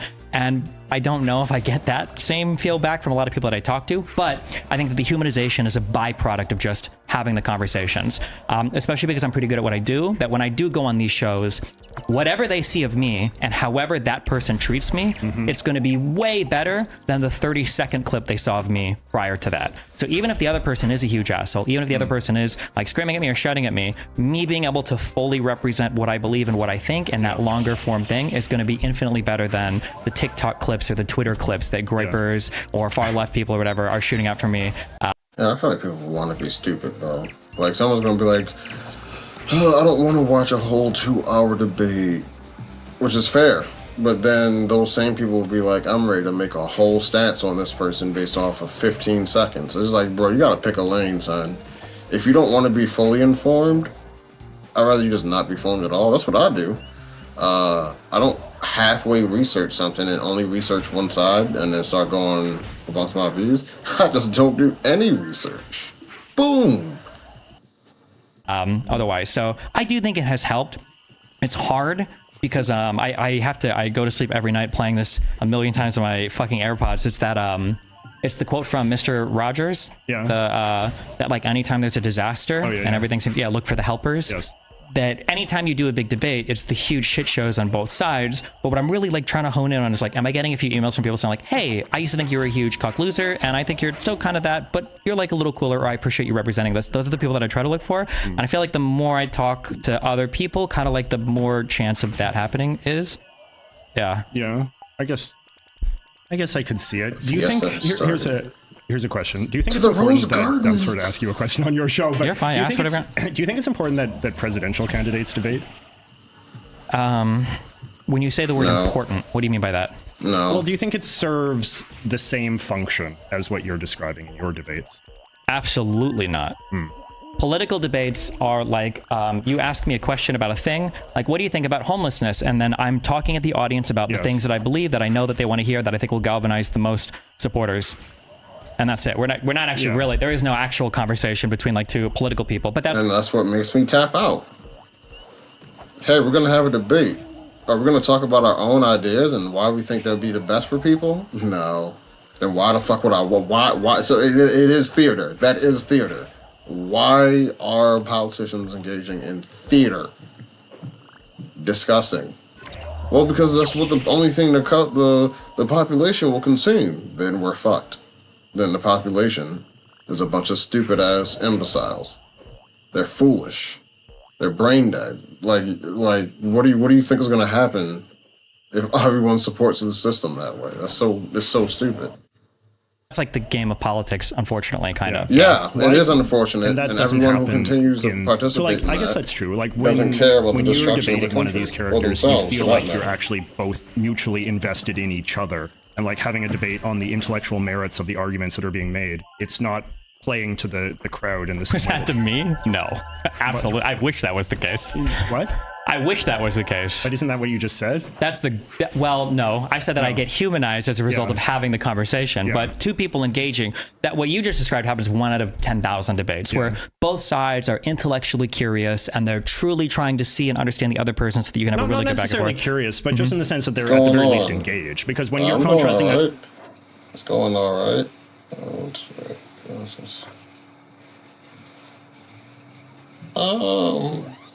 If you want to, but like, I have no interest in that right now. I have no interest in that right now. Just full disclosure. I am just trying to make a name for myself right now. I don't have the means to pay for anything. I don't have the. No, I was not in a position to do that. So please do not waste your time on me.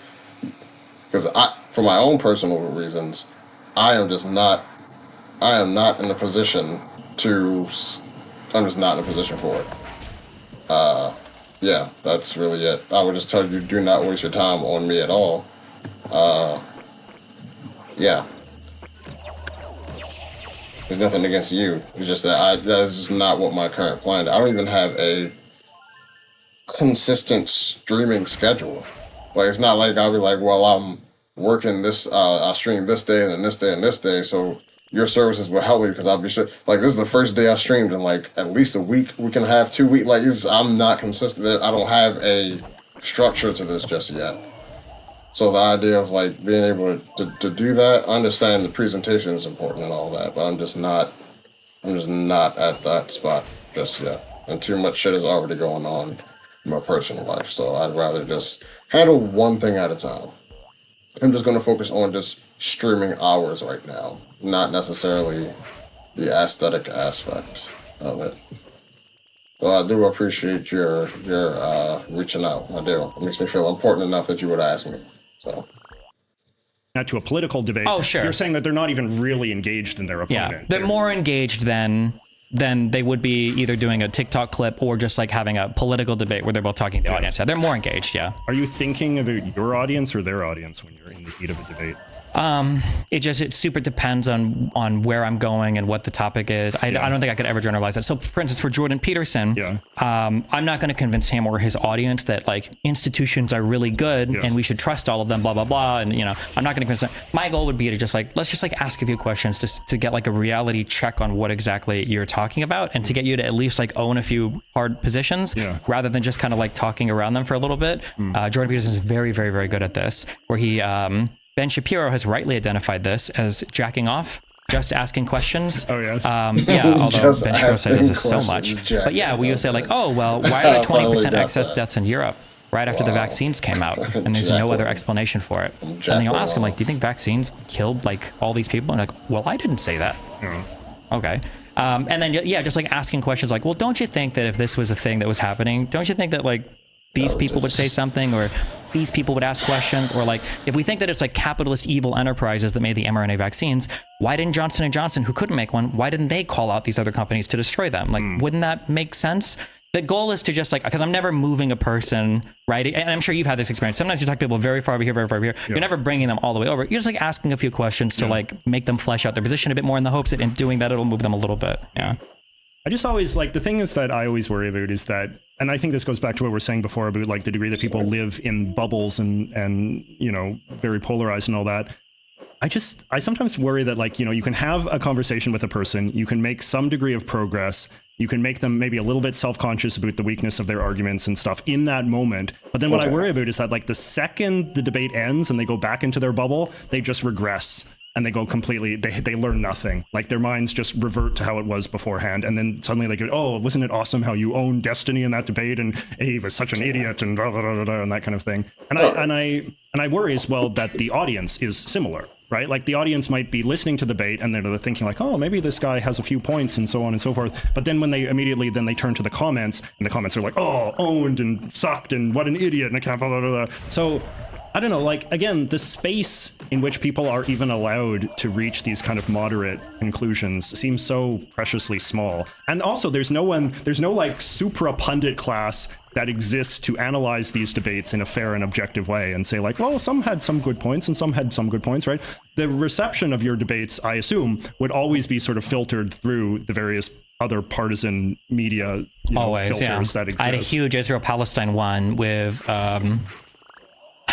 some people, and listening to people comment about that one and comment about the performance. I've seen so many shows now where people talk about how I got trashed, trashed, but not a single one, because I'll sit there and watch on the channel. Let's see if they bring up a single actual substantive point from the conversation, and not even one, ever. And I'm like, well, what was the point of this? Somebody watched a 20-minute review on the debate, and they're probably never going to watch the debate, and nothing from that debate was even brought up. And then people are going to carry forward this like simulacrum of the debate where it's like, oh yeah. Yeah, why would you do that? Why would you review a debate but not bring up the actual points of the person that you're shit talking? Why would you not?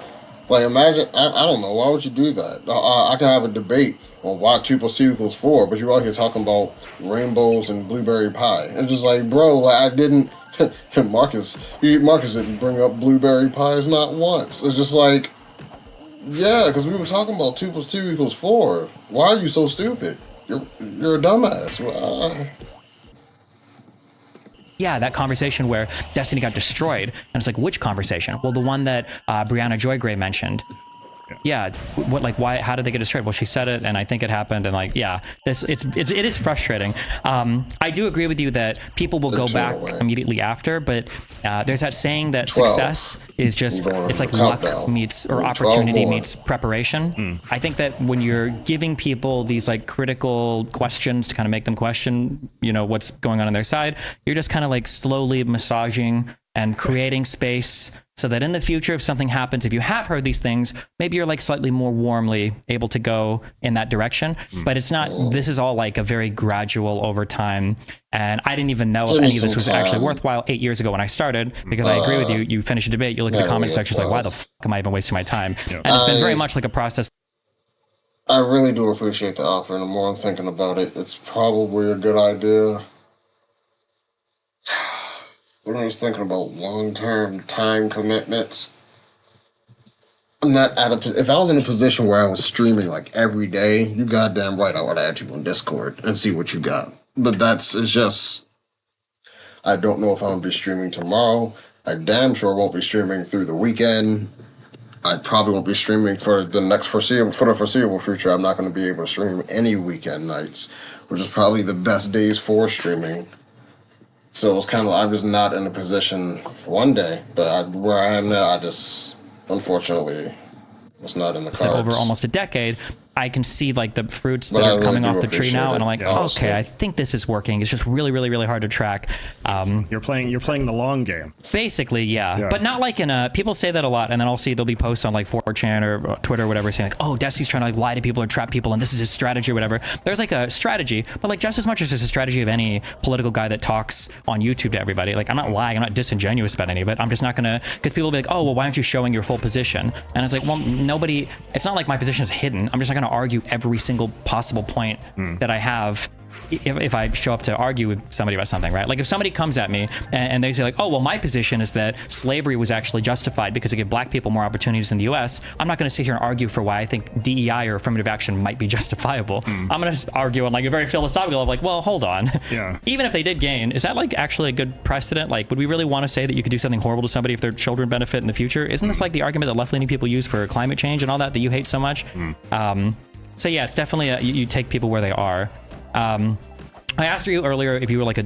Yeah, but that's the thing. People don't have I don't want to do this. People will have this method isn't bad so long as it supports what I want. This outcome isn't bad as long as it supports what I already want. That's what it is. There is no consistency. There is no principled position on any of it. if it ends up with the thing with the work, here's the thing: there's some percentage of people who just like, if we could put a chip into like men's brain and women's brain to like not to make sure like to stop people from murdering people. If you're being aggressed upon, someone breaks into your house or is harming someone you care about or harming you, harming your property or stuff like that, and then that chip shuts off so that you can defend all of that up to and including lethal force, that'd be fine. But and a lot of people would be like, yeah, well, if a chip worked that perfectly, yeah, put it in everybody. But then you're also saying it's okay, especially if it's like a law, you make it happen. You're saying where you can force behavior on people, not just teach them and guide them to the right things, but force and compel that certain level of behavior to where at a certain point you're not a human anymore, you are a robot, you are just programmed. I mean, people are biological robots, but it's a completely different. For whatever idea of people have of what free will is, even if you don't agree with it, the ability to like, do I want pizza or cheeseburger? And there's some like all of those choices. I guess like none of those are choices. Then it gets weird. It gets weird. If you ever were like the debater archetype, I'm the debater archetype, and I'm very destructive instead of constructive in my conversations. And I've had like I've been trying to figure out recently, like how do I want to like orient myself through this world, like what? Because I have a big problem in debates to where I'm constantly tearing down, and I can show somebody why their argument is bad, but then when you walk away from it at the end, I'm just like a destructive force.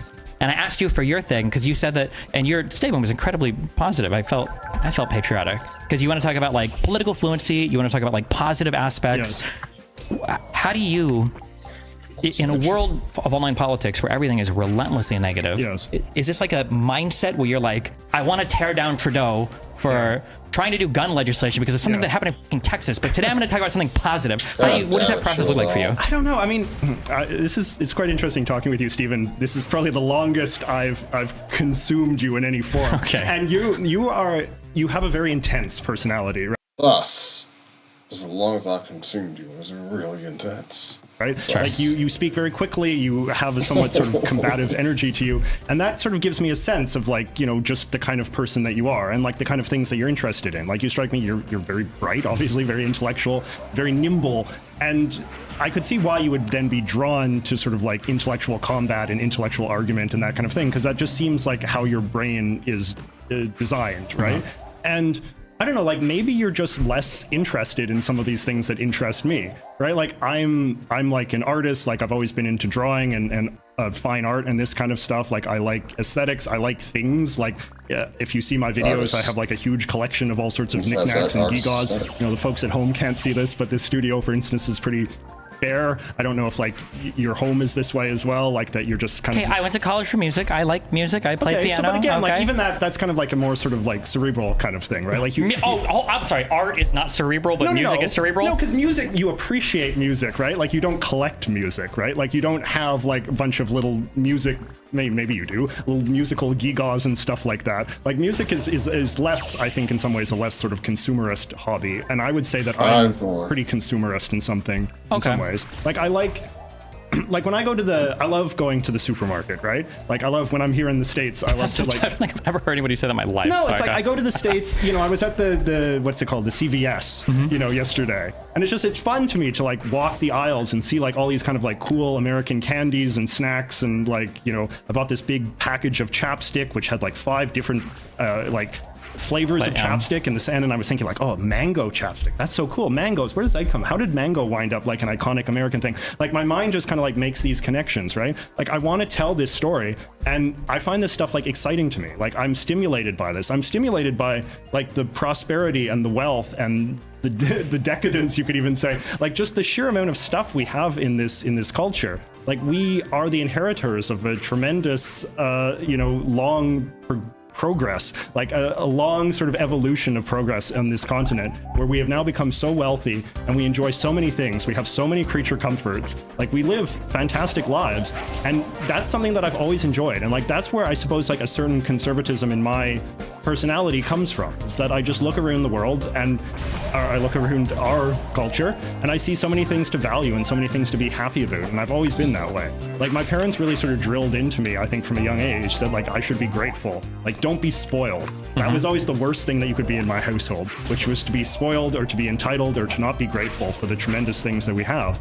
And so I think that some of the content that I make is sort of animated by that. And I think that some of the sort of the kind of the small c conservative instincts that I have are animated by that as well.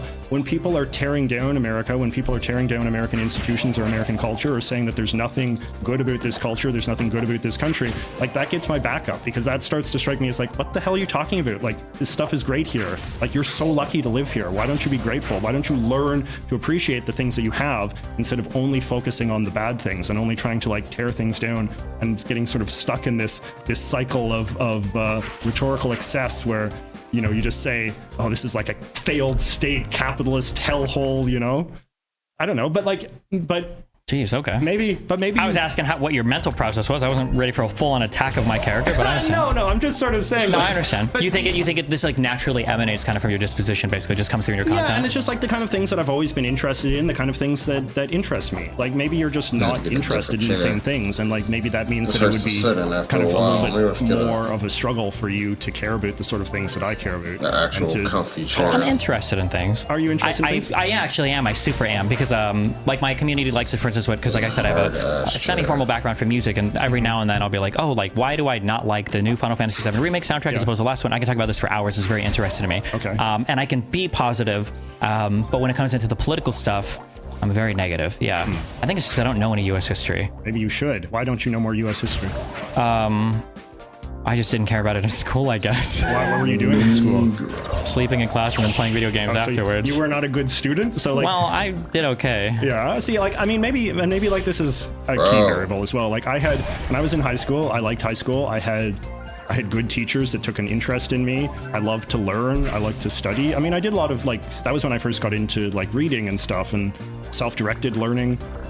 I love to learn about U.S. history, world history, politics, the political institutions, and all this kind of stuff, right? I will say that after I got, not to go on a tangent or whatever, but I finally got a formal ADHD diagnosis 6 months ago, and I've been on medication, and in the last 6 months I've read more than I've read in the past, easily the last 35 years of my life. It's not even close.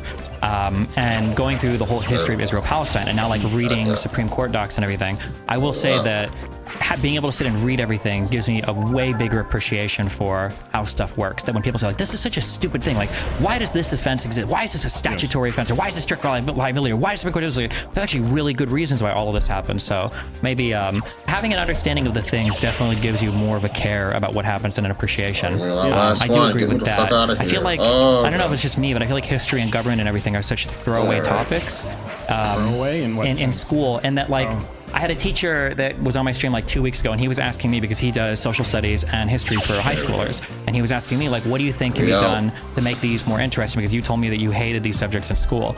And it's hard for me to know like, well, I don't know if this would have genuinely made me interested, but I do remember feeling that anytime a topic was like, if the teacher had a big interest in it, and the teacher was like, this thing here is why today we do this, that always made me care way more. I don't know if it's this way in art school. Did you go to art school? No. Oh. In music school, music is oftentimes treated in like this museum type way. Yeah. Even in jazz, they'll say like, well, these were the greats. You learn these solos, you transcribe them, you play them, blah, blah, and this is like what this is. But they don't give you much of like a modern day interpretation of things. And it crystallizes, it like freeze frames all this stuff in a way that's disconnected and not at all relatable, and it feels hard to care. And I feel like if I had a teacher maybe earlier on for history that made me understand that like, this seems irrelevant, but it's actually so important today, maybe I would have cared more about it growing up. Yeah, I mean, I've been very influenced by an American thinker called E.D. Hirsch, who is a big proponent of a theory of education that's called cultural literacy, which is basically the idea that's very unfashionable now, which is that there are basically like just system. concepts, big ideas, big names, dates, things that young people basically have to learn. Like you kind of have to go through the list of a certain set of sort of canonical knowledge, and that gives you a sort of degree of fluency that then allows you to sort of like build on that knowledge and learn deeper and deeper and more complex topics in sort of the way that you're describing.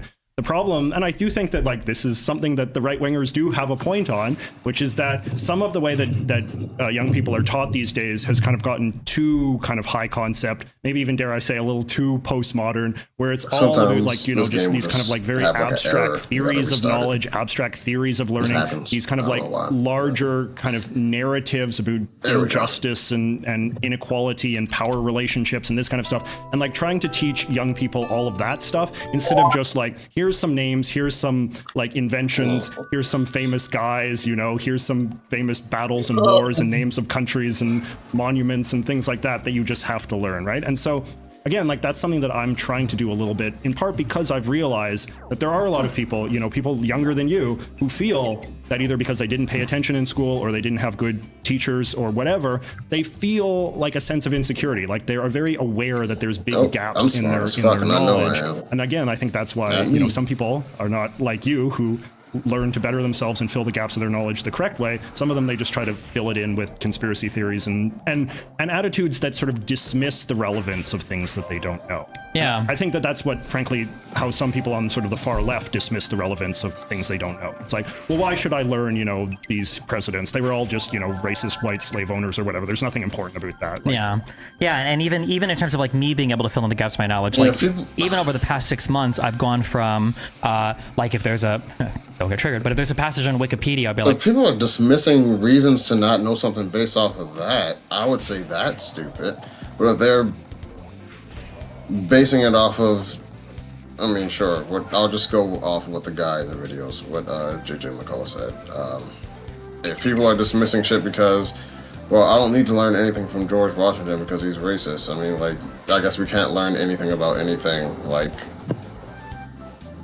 probably everybody. All these motherfuckers are racist. You can't learn nothing. Like, you can't learn nothing. Like, okay, well, let me read the full passage in the book. And then I think by February, March, I was like, okay, it's not enough to read the passage. I need to read like the whole page, right? Because I need to make sure I understand what's going on. And then like a month or two later, it's like, okay, we got to read like the page before and after. And now when I'm reading stuff, I'm like, I think I need to read the book. Yeah. Because like, especially after finally having to start to read, I could be like, man, there are so many ways that I could pull a couple pages out of this book to completely misrepresent everything inside of it. And now I do, like at the minimum, I would say like I have to read the chapter and understand, I need to know who the author is and what the book is about if I want to understand this one sentence. Because it's not enough to read the paragraph. It's not enough to read the page before and after. I need I need the chapter at minimum, and then what's the book about to understand the context of what's being said. And something that actually just clicked to my mind, it's funny as you mentioned that, I used to say all the time that I took a lot of math and physics in high school. Took a lot of math and physics. I like math and physics because at least like it builds off of itself, right? So if you know one thing, you can learn the next thing, and that's why I like those subjects. And now I'm just figuring this out, that history is the exact same way. Especially going through Israel-Palestine, where it's like, oh, I know why they did this now. Like, this isn't even a mystery. Like, something that might be like, oh my God, like, how did they win this war? Or why did this leader think this thing? It's like, well, you could almost write the next few pages if you studied everything that come before it. And then even in US history, when things start popping up, just having an understanding of the structure of things can inform so much more of your modern political understanding.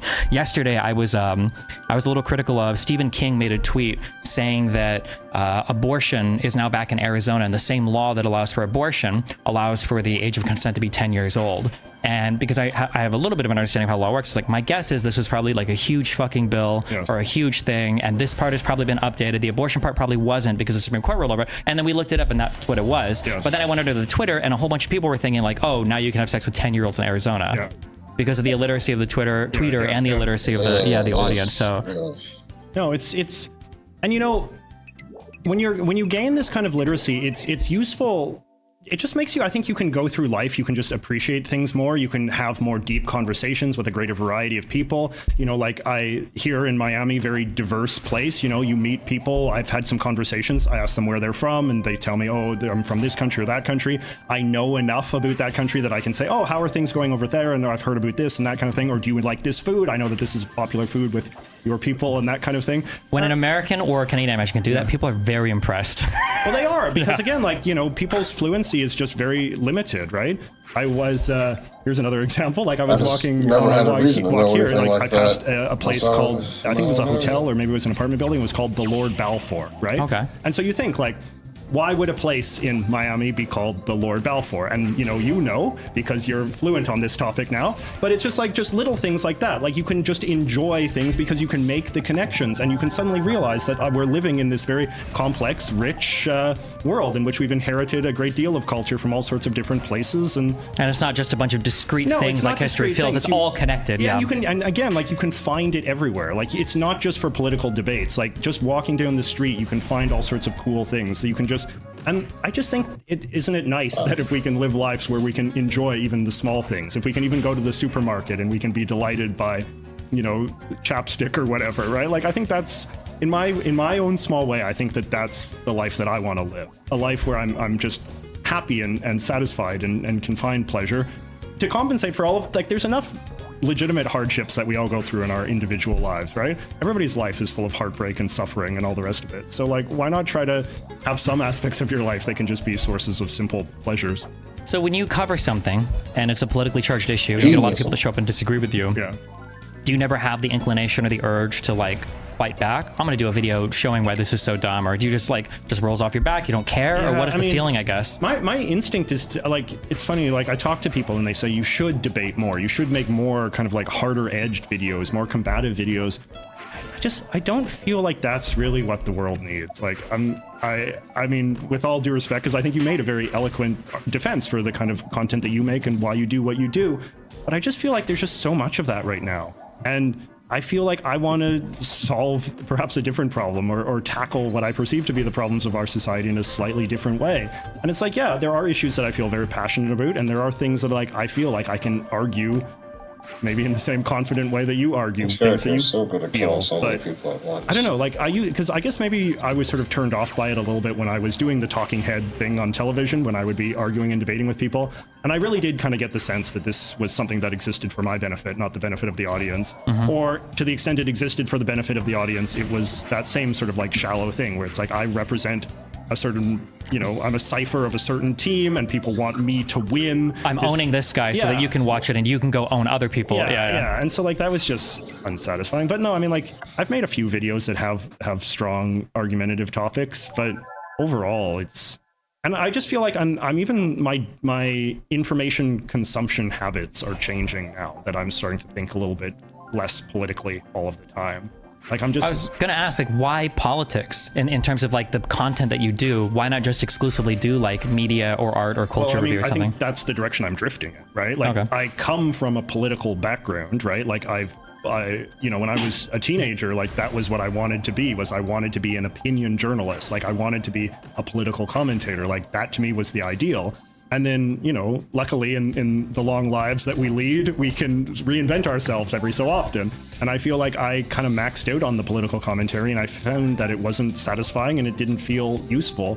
So now I'm trying to pivot into doing more cultural analysis and stuff like that. You know, if I've often sort of fantasized, like if I was to write a book, people have sometimes said, like, you should write a book about, like, your politics, your manifesto, like, make arguments about Canadian debates and this kind of thing. And I feel like, no, I'd like to write a book about, like, American culture and, like, things to appreciate in American culture. Like, I feel, and cultural fluency and promote cultural literacy and all that. But because I sort of come from a political background and I can never completely sort of discard that, like, I will always be interested in politics. I will always sort of think about things in a political way. I will always have a sort of mindset that emphasizes the importance of politics as a sort of component part of a broader culture. You know, as long as that sort of aspect of me is visible, there will always be people who are demanding more political content from me. But yeah, I definitely, like, if I could just stop talking about politics, I probably would. I don't know. I think having JReg as your friend for a while will do that to you, so I'm sympathetic to that. I'm just kidding. Okay, well, hold on, let me delete the whole next 30 questions I had about that. No, it's fine. No, I'm just fucking with you. Yeah. It's hard not to care about politics though. Like you can't, and I do think the stakes are legitimately high. Like I think particularly in America, like I do think this election between Trump and Biden is very important, and I want people to not vote for Trump, right? Like that matters a great deal to me. So in some ways, like I'm sensitive to the argument, and I think certainly I guess people on the far left make this, or people on the left in general make this, and people on the right as well. Is that, you know, it is a luxury to sort of be apolitical, or to sort of not even to be. If he wins again, all I'll say is whatever got him into the office in the place that people are like, why did this happen? Whatever those issues were, or whatever those variables or things that convinced people to vote for him, were not addressed at all since he left office. Whatever that is, I don't know, but it wasn't addressed. Oh, I'll put my leg up here. Oh, that's good for my ass cheek. Be apolitical, but to just kind of pull yourself out of the political conversation somewhat. I get very upset when people say things like, regardless of if you like Trump or Biden, usually it's going to be people on the left will say things like, well, I'm not voting for Biden because I don't want to vote for the lesser of two evils or whatever. And invariably, it's a middle-class white person, lives a nice community, whatever. It's like, it's nice that for you, there's no difference between these two people because you care about the most top-level abstracted positions. But for other people, might want like the child tax credit back. Or for people, it is a monumental difference between both candidates. Yeah. And that's a very important point, and I think that's something to keep in mind. I talked about this in one of my videos. I was quoting an article, I think it was in The Atlantic maybe, or something about the so-called rise of political hobbyism, right? Some guy wrote a book about this, and it's the idea, that there are a lot of like middle-class, upper middle-class white folks especially, who do treat politics as a type of entertainment, as a virtue signal, as a sort of source of emotional validation or good feelings or whatever. And it can be tempting to sort of think that that's the only way that people engage with politics. But no, there are people that engage with politics because they have specific tangible wants, and that the election or unelection of certain candidates or politicians will make a material difference for themselves. But, I feel like in America's case, in the case of this presidential election, I feel like the stakes are quite high when we're talking about the potential, survival of the constitutional order. Like that to me sort of strikes something as that all Americans should feel invested in. Yeah, I agree. You had a job at the Washington Post for a while. Yeah. What was that like? How did you get hired from there? Yeah, last time. So, I've been doing opinion writing in various forums for, quite a while. And the Washington Post had an initiative, I think this was like back in 2015-ish, where they wanted to have voices from more international they want to have more international voices in the opinion section talking about issues in that country from somebody who was in that country, which, seems self-evident, but is relatively less common in big sort of American news outlets to have someone doing Canadian political commentary from Canada, have someone doing, commentary on Indian politics who's based in India. There's lots of reporting that is done on these countries, but it's generally done by an American correspondent in that country. So it was kind of a novel ideal, global opinions. The kind of dark thing that I often tell people is that I was hired as part of an initiative that also included the hiring of Jamal Khashoggi, the Saudi guy who was going to do, Saudi commentary. And of course, he had his... Did multiple views now, yes. Yeah, it's horrible. So I was brought on as part of that, and I wrote columns about Canadian politics from a Canadian perspective. Isn't that crazy how when it really comes down to it, if something fucked up happens in an allied country, it's just like, well, what are you gonna do? It's like, we're allies, bro. Why would you let that happen? We're allies. Why would you not, like, here's a person that did it? It's just like, nope. We're allies. So, whatever the fuck. I'm like, okay, well... A lot of people resented me having that job in Canada because they were like, why does JJMcCullough of all people? Because I have a reputation for being like, I don't know, contrarian or idiosyncratic and, in terms of my view on Canada and all of that kind of stuff. But then, there were editorial changes, and they ultimately, I guess, decided that maybe this experiment didn't work, and that, the Washington Post's value as a paper is as a great American paper with American employees offering commentary on American politics, right? So, yeah, I sort of left the paper a couple months ago, and it's fine. I focus on my videos, and again, but saying what I said before, right? Like even then, I kind of felt like, was this really what I wanted to keep doing? Did I really want to keep writing opinion columns, which weren't feeling like my true self? Or, because when you're writing an opinion column, you do kind of have to have an opinion. You have to rile yourself up, and you write in a way that's more provocative and combative and that kind of thing. And I don't want to be known as a combative person. I don't want to be known as a divisive person, right? Were they generally always like politically charged topics? Yeah, they were politically charged topics. And again, like, I have, like, in a Canadian political context, like, yeah, I do lean more conservative than the Trudeau side. Like, I don't support Trudeau's bid for a fourth term. I think it would be good if we could get some new leadership in that country.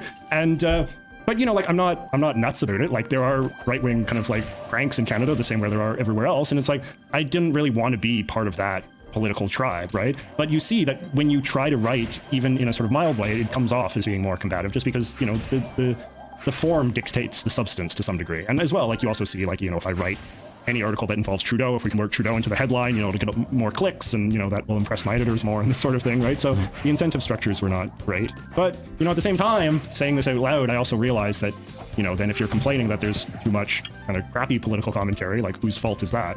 Is that the fault because, you know, more sort of sensible people are kind of abandoning this field to the cranks, you know? So fair criticism, I guess.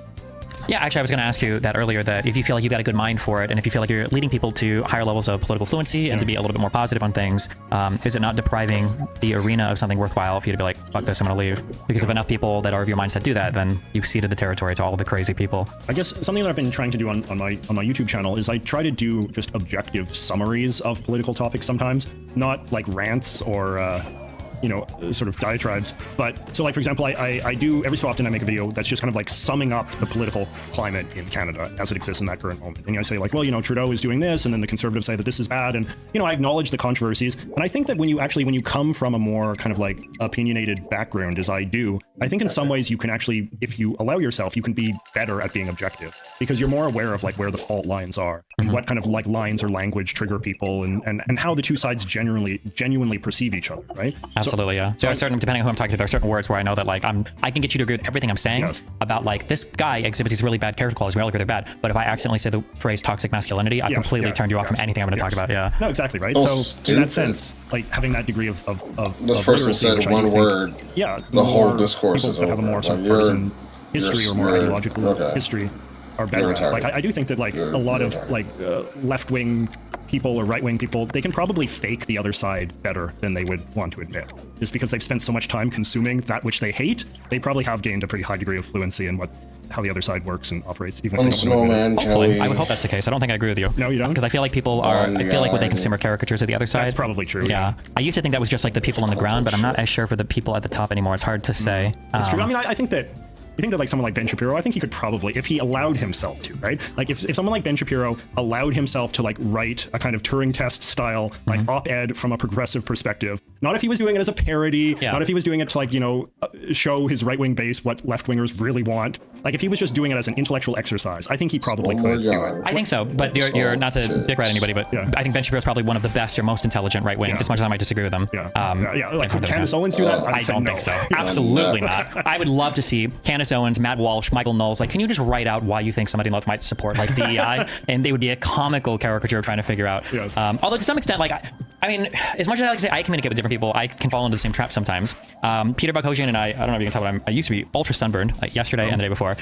We went outside and we did like a street quiz thing on people. And one of the things that me and another guy, very obviously, very ardent Trump supporter, the question that was asked was, do you think that Biden would be a good president next term? Like, why not, basically? Or like, do you think he would be a really good president next term? Or would Trump be better or something? It was something like that. And I was on the strongly agree, and he was on the strongly disagree. And the first question Peter asked was, okay, write down why you think the other side thinks what they do.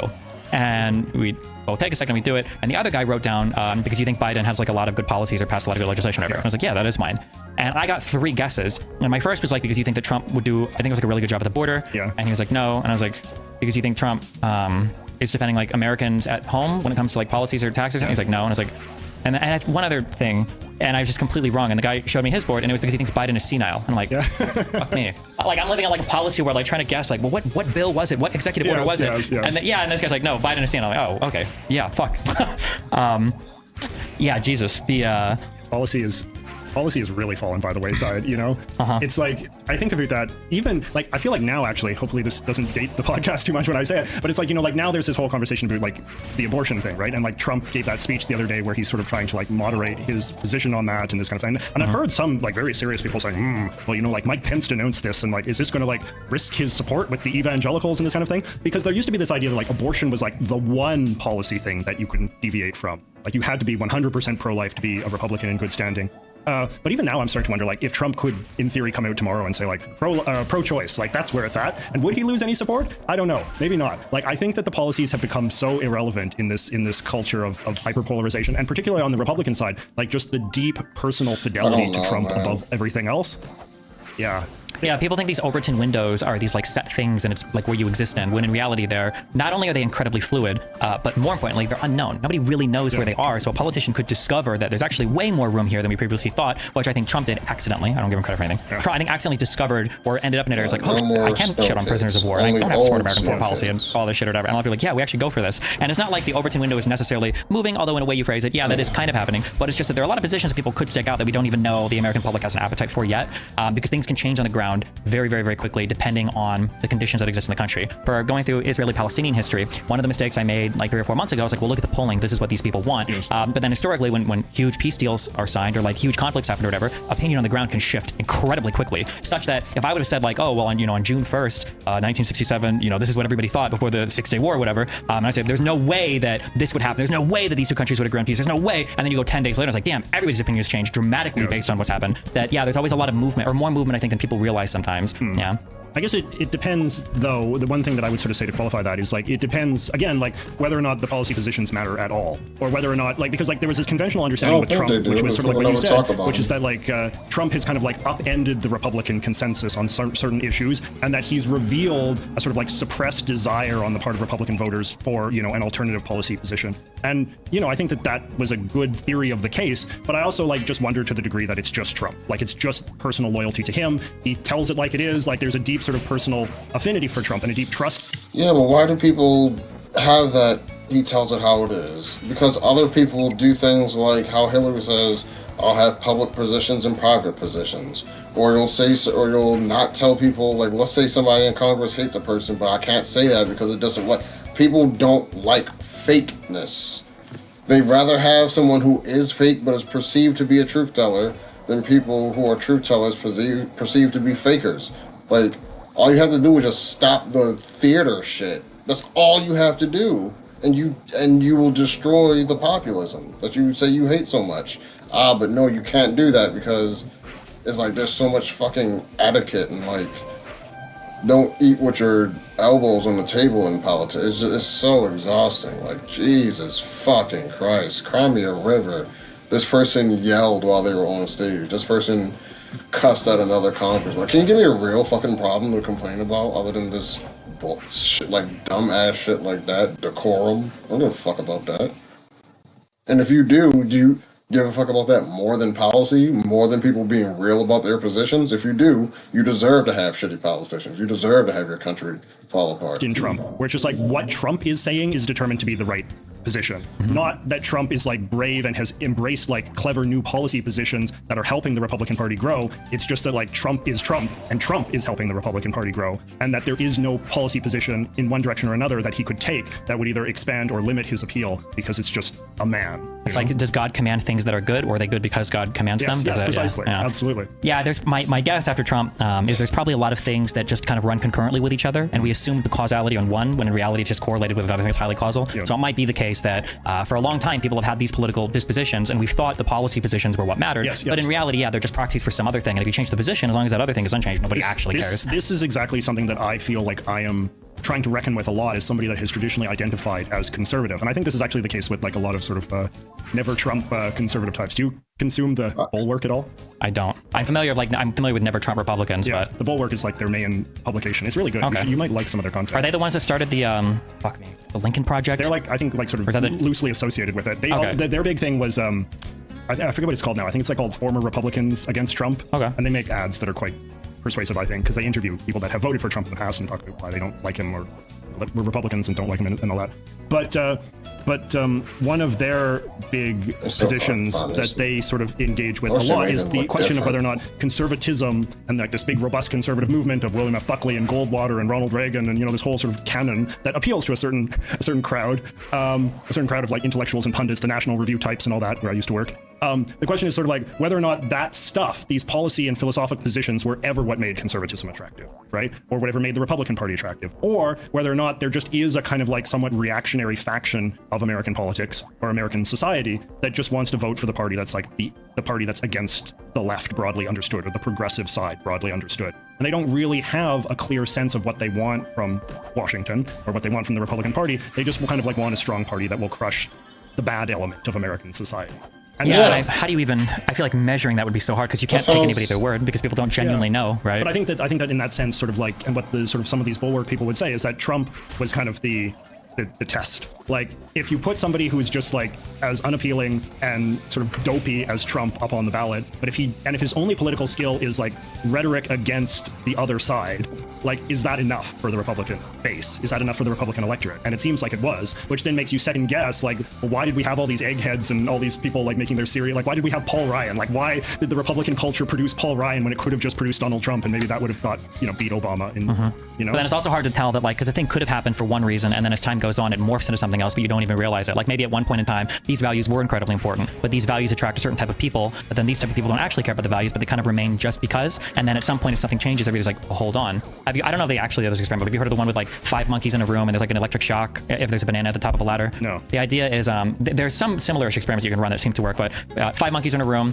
one of them tries to go for the banana, and the floor shocks all the monkeys if you try to grab the banana, so they pull them down. You swap one monkey out, you add another in, the new one will run for the banana, but as soon as he does, everybody pulls him down before the shock even happens. A second monkey is thrown in until eventually you've replaced every monkey. You can turn off the electric shocks, but the learned behavior is still there, such that when a new monkey comes out, even though there's 4 in there that have never felt the negative stimulus before, as soon as the new monkey goes for the thing, they pull him down because that's just what they've learned to do. I think on YouTube I've seen where people will do these experiments where if you go into an office to wait and there's a whole bunch of like plants the standing up and the sitting down, people will do it, and they'll teach that behavior even when everyone else has moved out of the room to new people that come in. So then you wonder that like maybe things existed for a reason at one point in time, but now they don't, but the convention is there and people stuck with it, and then people find out, well, actually this convention doesn't matter anymore.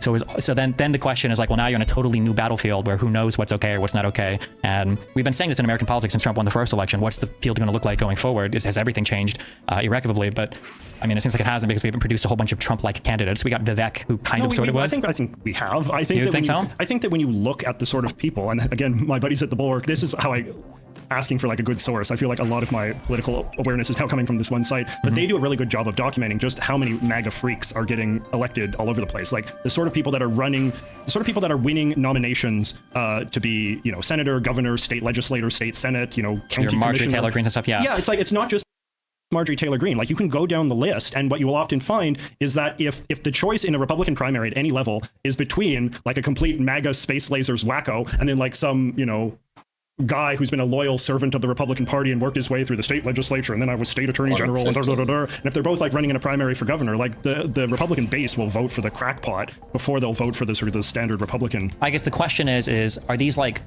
spiritually down ballot votes for Trump? Like, if Trump disappears, is there still going to be the fervor for these types of people? I think so, because I think that Trump has allowed a normalization of a lot of like Frankish right-wing views and conspiracy theories and rhetoric and style. Like, that has now been normalized, and I think a lot of Republicans have realized, or a lot of Republican voters have realized, it's like, oh, we can have that? Like, that's okay? Like, we can vote for that? That's a choice? And it seems like a lot of Republicans will gladly take that choice if it's offered to them. They're not going for an argument that appeals to anything else. They're not going for arguments that appeal to experience or competence or any sort of policy agenda. They're going for politicians that resemble Trump and make them feel the way that Trump makes them feel. And I think that the idea of like a politician making you feel a certain way is a very underrated aspect of political appeal in general. I definitely agree with that. That's why people spoke favorably of like Clinton and Biden, and very disfavorably of Mrs. Clinton.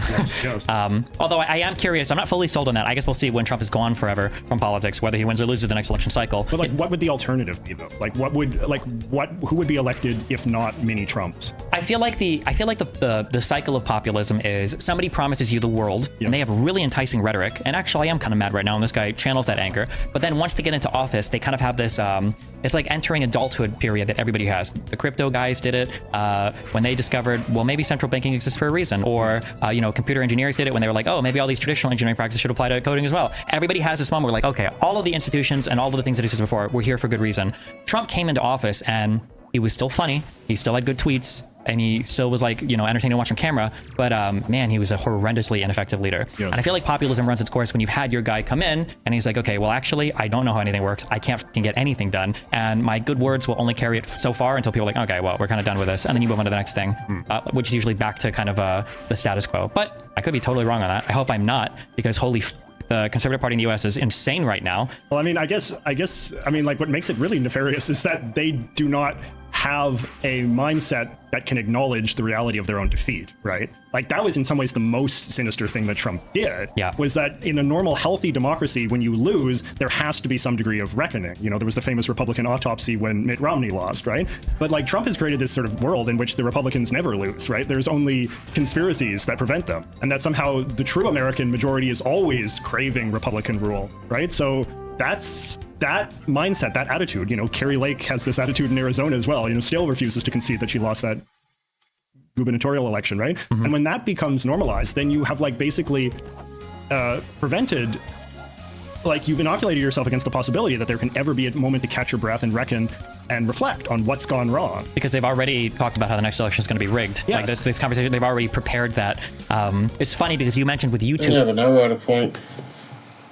I wish people had like a more constructive way. If you want to say everything is rigged, fine, but you gotta have to like.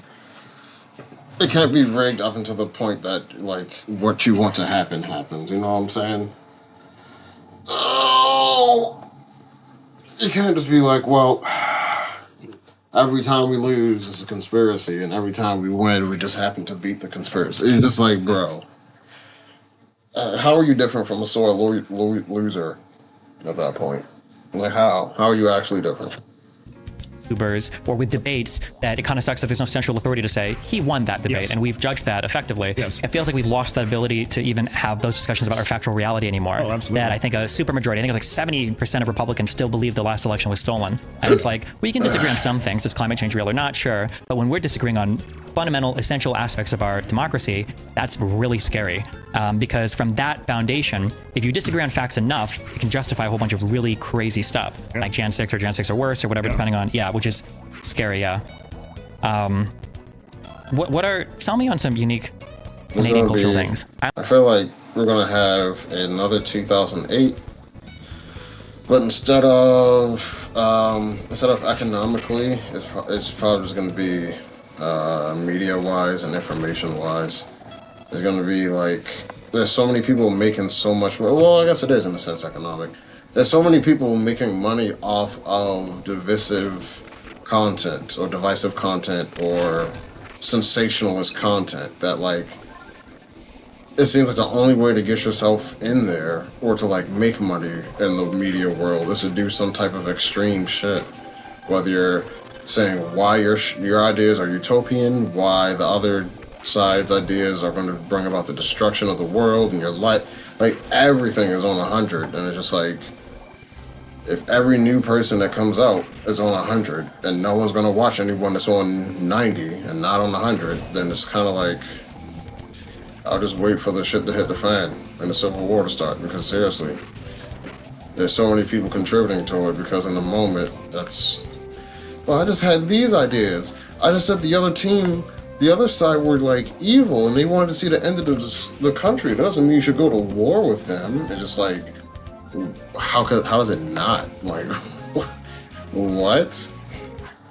I only hear about Canada when negative stuff, political stuff is happening, or as like America Junior. You like culture and commentary and all of that. Give me like 3 things that you feel like Canada has produced culturally that's like distinctly Canadian, that's like a really cool thing. But it's like, I don't really like thinking about Canadian culture in that way, because like, because distinction is like something that's fetishized in Canadian culture too much, which is the idea that like, if Canada does something, that thing is only worth anything to the extent that it's distinct. Sure. And when I say distinct, I don't necessarily mean like just like your native population. I just mean like, because as an American, the whole world is America in my eyes. There's America above us, and there are a bunch of people who follow American politics across the ocean. And some people are so unprivileged in the world that they don't even have access to American politics. That's how like Americans. So I'm just curious from like a Canadian perspective. Do you think there are things that are like, this is a really cool aspect of Canada that America doesn't quite have yet, or kind of originated in America, or was like something that America had that Canadians took and like made better or cooler or whatever? Do you think there's anything like that, or?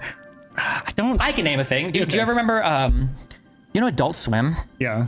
There used to be a show a long, long time ago. It was before Adult Swim, but it was called Oh Canada. And I think it took like indie authors or cartoon people from Canada, and they had like really, really late night TV where they showed like Canadian cartoons. That's the only thing I can think of. But like here's like, this is the thing, right? It's like Canada is a tremendous country and has produced many tremendous things, right? Like, but the thing is like, those tremendous things it's produced are not necessarily distinct distinctly Canadian, right? Like, so Canada has a great sort of animation history that I've been very interested in because I like cartoons and I like animation, and there's like a lot of great cartoons that I grew up watching that were made in Canada and might not be super well known in America. Like, are those distinctly Canadian things? I don't know. Like, America has cartoons. Like, America invented, you know, the modern tradition of animation and all the rest of that. So it's like they're good, but they're not good because they possess some sort of inherent Canadian distinctiveness that is like exotic and special and unfamiliar to the US. But I mean, it's an interesting question though, because like if I'm trying to force myself to think that way and to engage with sort of the framing of the question, I mean, here's a good thing. This actually used to be my go-to thing. When we're talking about politics, I do think that one thing Canada objectively does better than the US in politics is the gerrymandering thing. Like, there is no gerrymandering in the US or in Canada because a long time ago we decided that should be done by nonpartisan appointed boards. And that seems like it's worked well. I find it like really abhorrent the way that in America it is spoken so openly that one of the great purposes of electing state legislatures is to just draw the borders in order to make it easier or harder for you to get people elected to Congress. Like, I think that is something that Canada is distinctly better at. Do you think that the political divisiveness in your country is as extreme as it is in the United States? I think it basically is. Like, I think that people hate Trudeau in a way that they don't hate Biden. Okay, I keep hearing that. Yeah. But he's been prime minister or whatever for how many? Yeah, for like 9 years. Yeah, I heard for the last one too that like this is it. He didn't change ranked voting or some shit. I don't know. There was like people complaining about these random things, but it seems like he keeps. Well, I mean, like Trudeau has been, I think, you know, quite good from the left-wing perspective. But you know, in the same way that like, you know, it's fashionable for like far left Americans to like hate Biden and pretend that he's been like no different than any Republican president. It's fashionable in like the far left in Canada to pretend that Trudeau has done nothing good, and so they have to like come up with some explanation. Even though I'd say like Trudeau, I mean, I don't support Trudeau, but I think that like from a progressive perspective, he's done a lot of the things that they wanted a progressive prime minister to do. So the ranked ballot, the electoral reform thing is like one of these kind of like flagpole issues that like the far left fixates on as an example of how Trudeau is actually bad and why they should vote for the NDP instead. But no, I mean, like the polarization is very intense. Like the next election is going to be a very bitterly fought one. The guy who's the head of the Conservative Party, Pierre Poilievre, is a very sort of like combative conservative kind of guy who is very prone to like very strong rhetoric, and just like people on the right really hate Trudeau. I mean, the trucker thing brought his reputation even lower than it had already been, right? But it's again like, as much as like I might not be super inclined to Trudeau, I have to concede that there is an aspect of dislike for Trudeau that is not entirely rational. Like he may, again, to go with like the feeling, he makes some people feel a certain way for reasons that I don't totally understand. I think there's just something about his like manner and his way of talking, and some of it probably does, like I think of like how much my father hates Trudeau,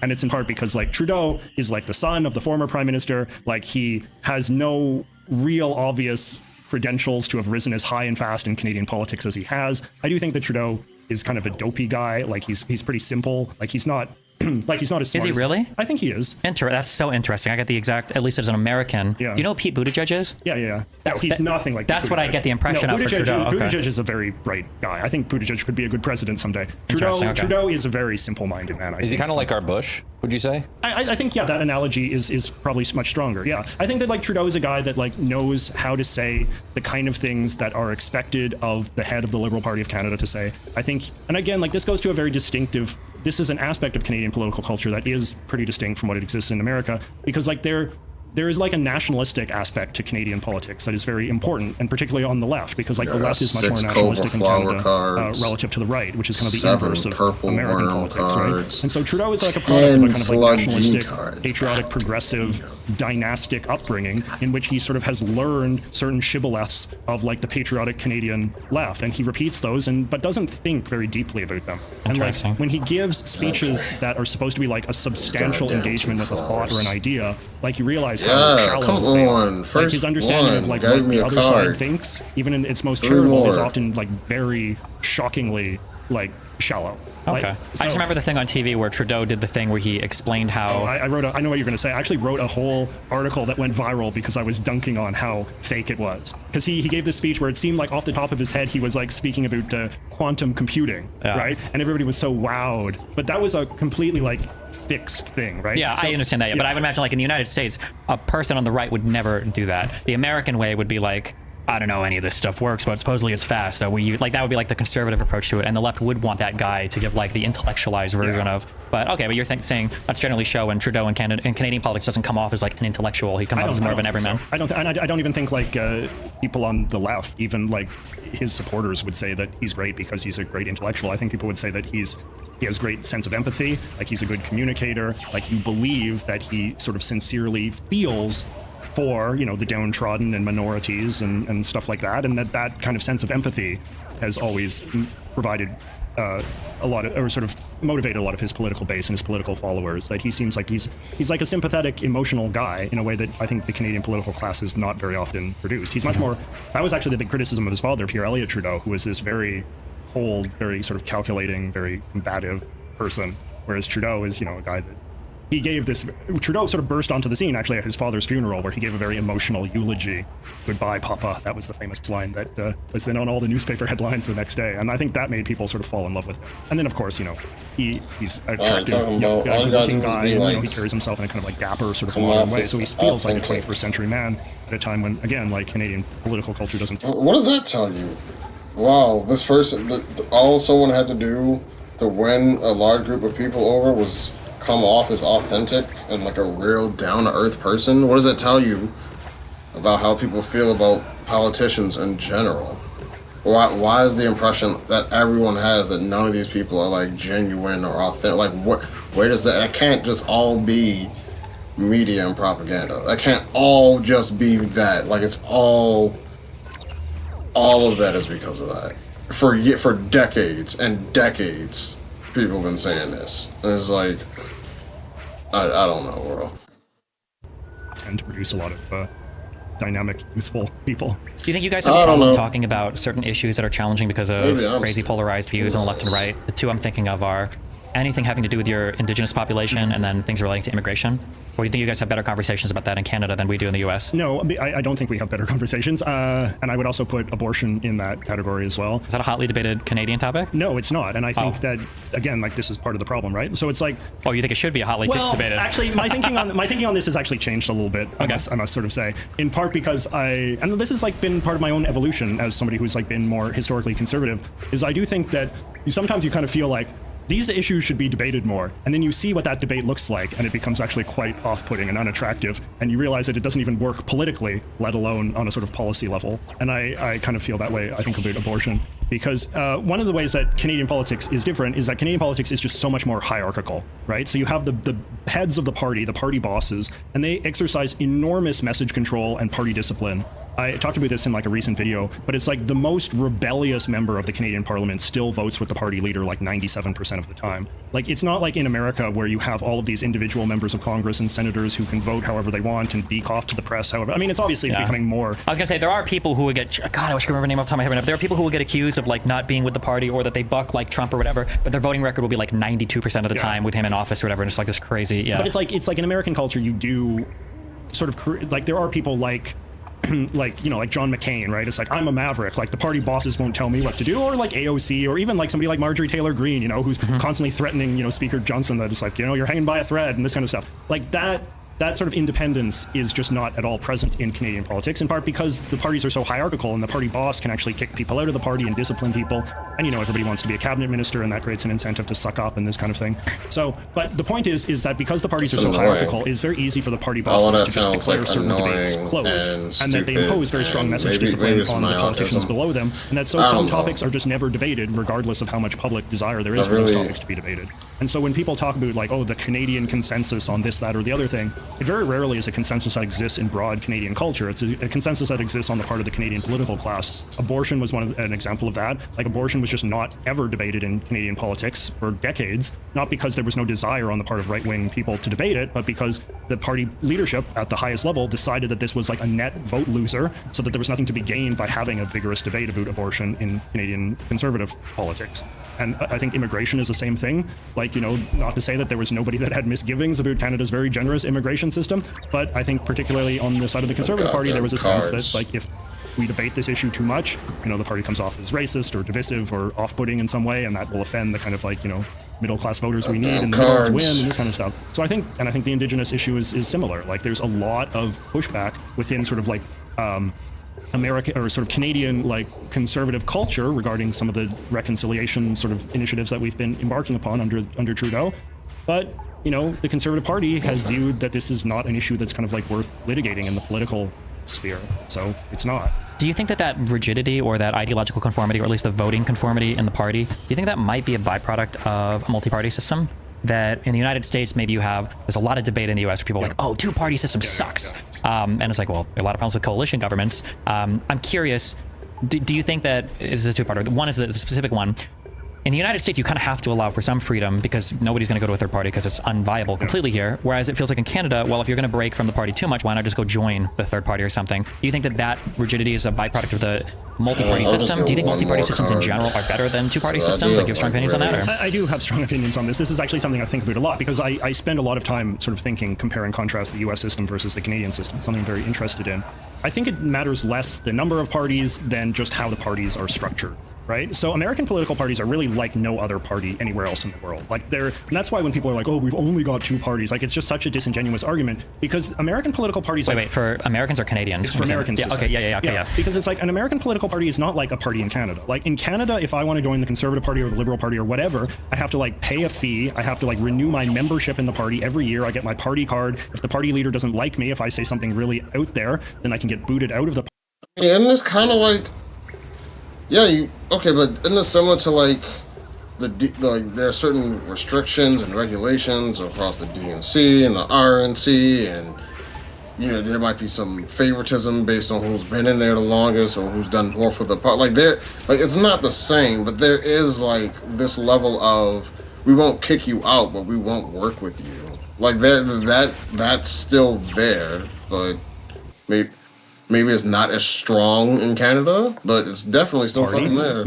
And again, and my ability to, my identity as a member of the party is based on my loyalty to the party leader and my ability to sort of get in line and follow his agenda. Yeah, and how many people in the mainstream Democratic Party would talk shit about Bernie?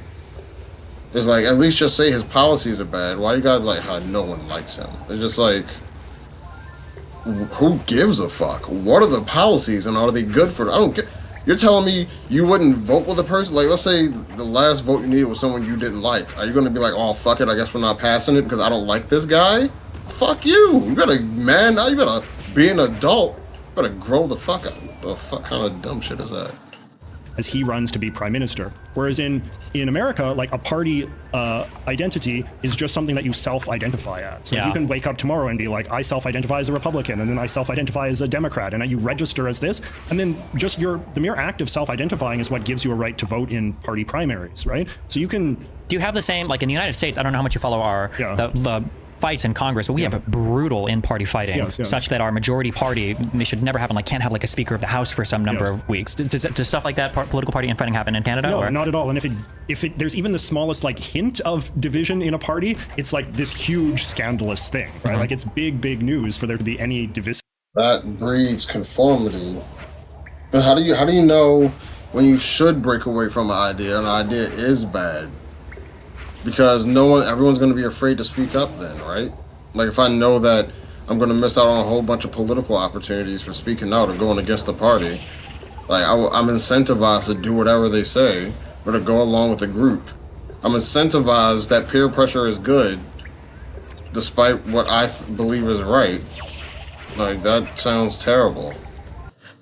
Within the party. The Liberal Party had some vote that they had in the parliament a few weeks ago about the Israel-Palestine thing, and it was a motion that did condemn both sides, but there was one Liberal MP, a Jewish guy from Montreal, who's been pretty pro-Israel during his political career, and he spoke out against it and he said, I don't support this motion. And this was considered a huge national news. Okay. That even a single member of Trudeau's party was not 100% aligned with a motion that the Liberal Party was in favor of. So that is something that is very stupid, different. And then the way that the press reports on this kind of thing is infighting in the Liberal Party, is Trudeau's hold on the position secure? It's always sort of created in it's always spun in this overly... One person in my party agree with me. Now there are questions about if my party is actually aligned with me.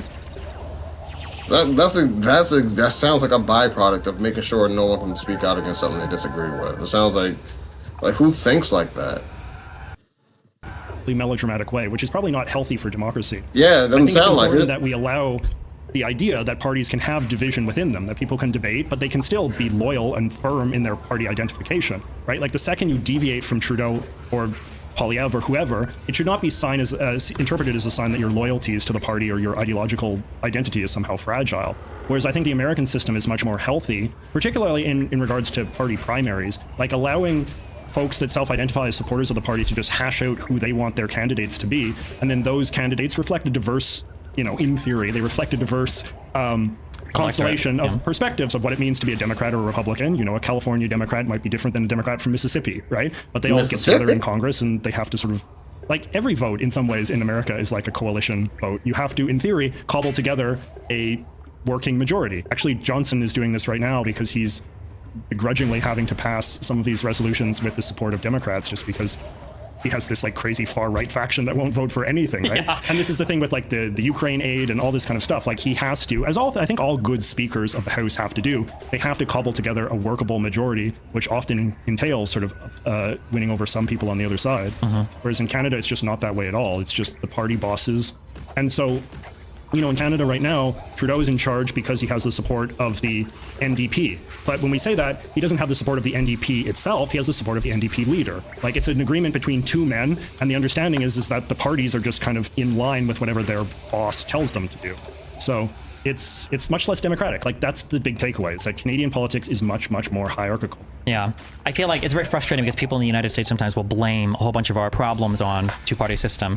And then, I think you can point out, like, well, there is a pretty big diversity of candidates that exist within a particular party. Like, you've got people that are all the way, people in the Freedom Caucus for conservatives, people like AOC, and like kind of like these more moderate Dems can exist in the same party. And not to say that the two-party system is better or worse than anything else, but it's another thing where like Americans idealize something that Europe or Canada has in a way that, people in the United States will say, I don't like that two senators in our Congress can completely and totally hold up, every part of any kind of legislation we ever want to pass. It's insane that we've got to appeal, to like a senator from West Virginia. That's unbelievable. And then I'll follow sometimes like in European politics where you're building coalition governments, and there'll be a government where these people have like 4 seats in their parliament, but because you need that party to form the coalition, they're now dictating a ton of your party's platforms. Like theoretically, the same problems can crop up in a lot of different ways.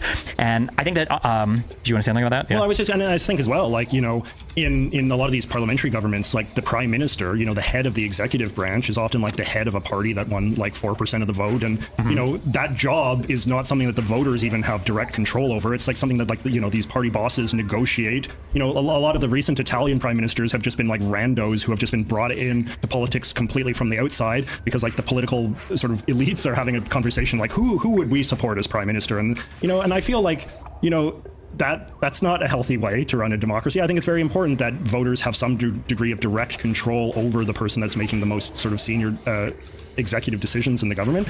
But,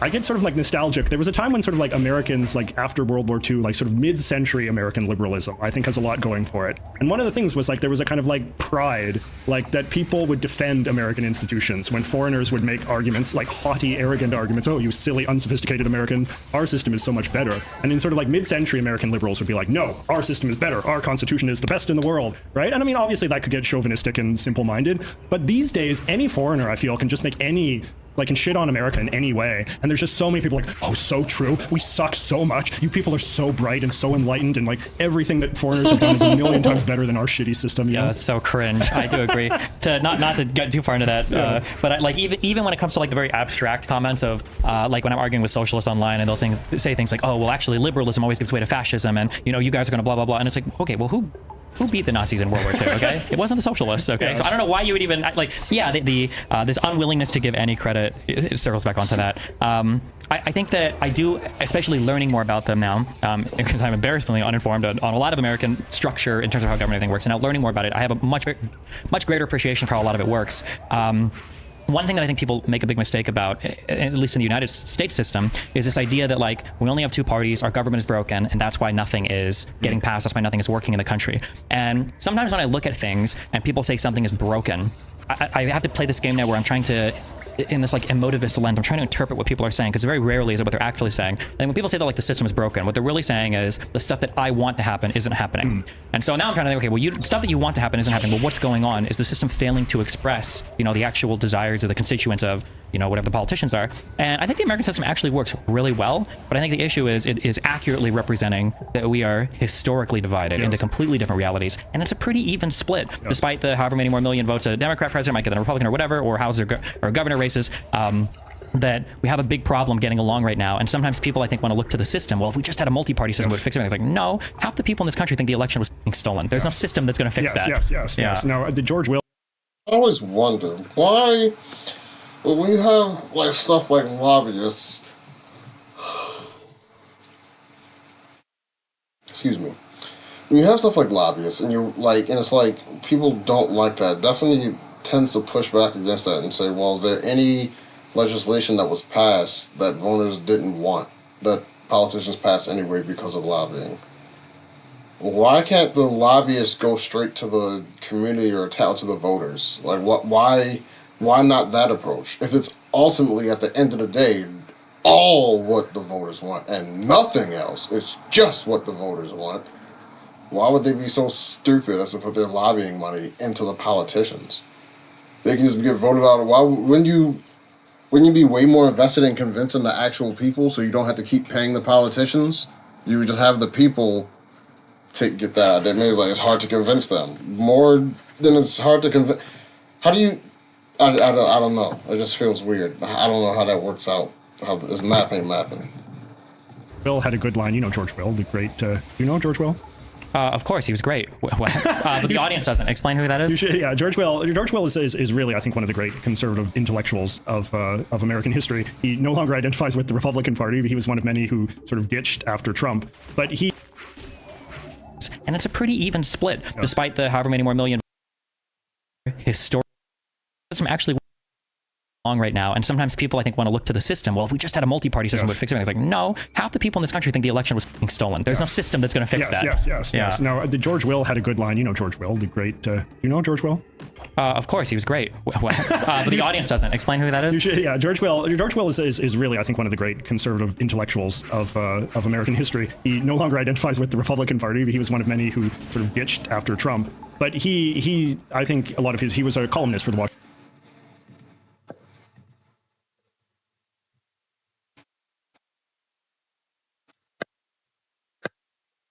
Post. He still is for many years, many decades. But anyway, he has a good line where someone says like America's is divided, and he says yes, but not frivolously, which is, I think, a very important concession, right? Because we do often treat like the division. Something should just go away. But it's like it's not a frivolous division. Like people are legitimately divided on substantial disagreements, right? And we can say like maybe some of those disagreements are based on dopey premises or falsehoods or whatever, but nevertheless they exist. And I think that's exactly true. What you say is that the American system, if it's polarized, if it's gridlocked or whatever, that just reflects a society in a state of gridlock. And that's, to me, like when your government accurately reflects divisions in your society, that means that you have a functioning democratic government. And I think that actually one of the problems with the Canadian system of government, which is less democratic than America's, is that I think it often creates a false impression of consensus where consensus doesn't actually exist. And I think that in the long term, that can actually be a recipe for a different sort of populism. And I think that's sort of what you're seeing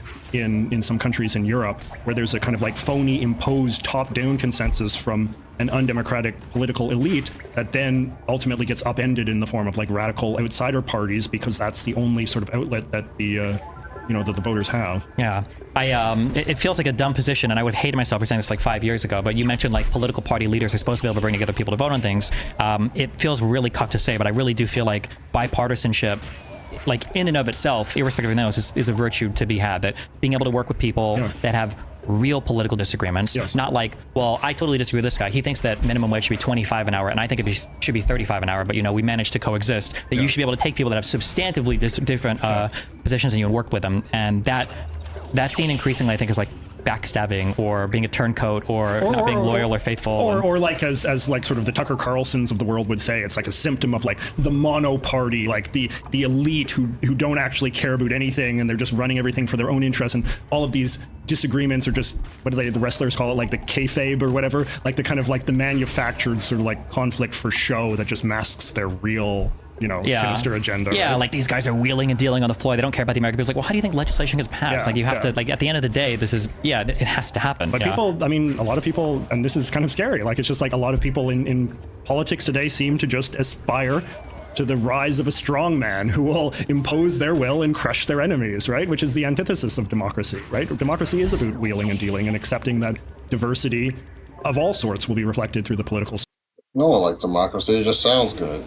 It sounds good to say, yeah, I think everyone should have a say. But up in like the moment all those people that have a say something you don't like or outcomes are bad, or you think they're trying to do stuff to the kids, or you think they're trying to destroy people, or are racist and let people starve and don't care about women's. Like the moment you do that is like, it just falls apart. Like, System. Mm-hmm.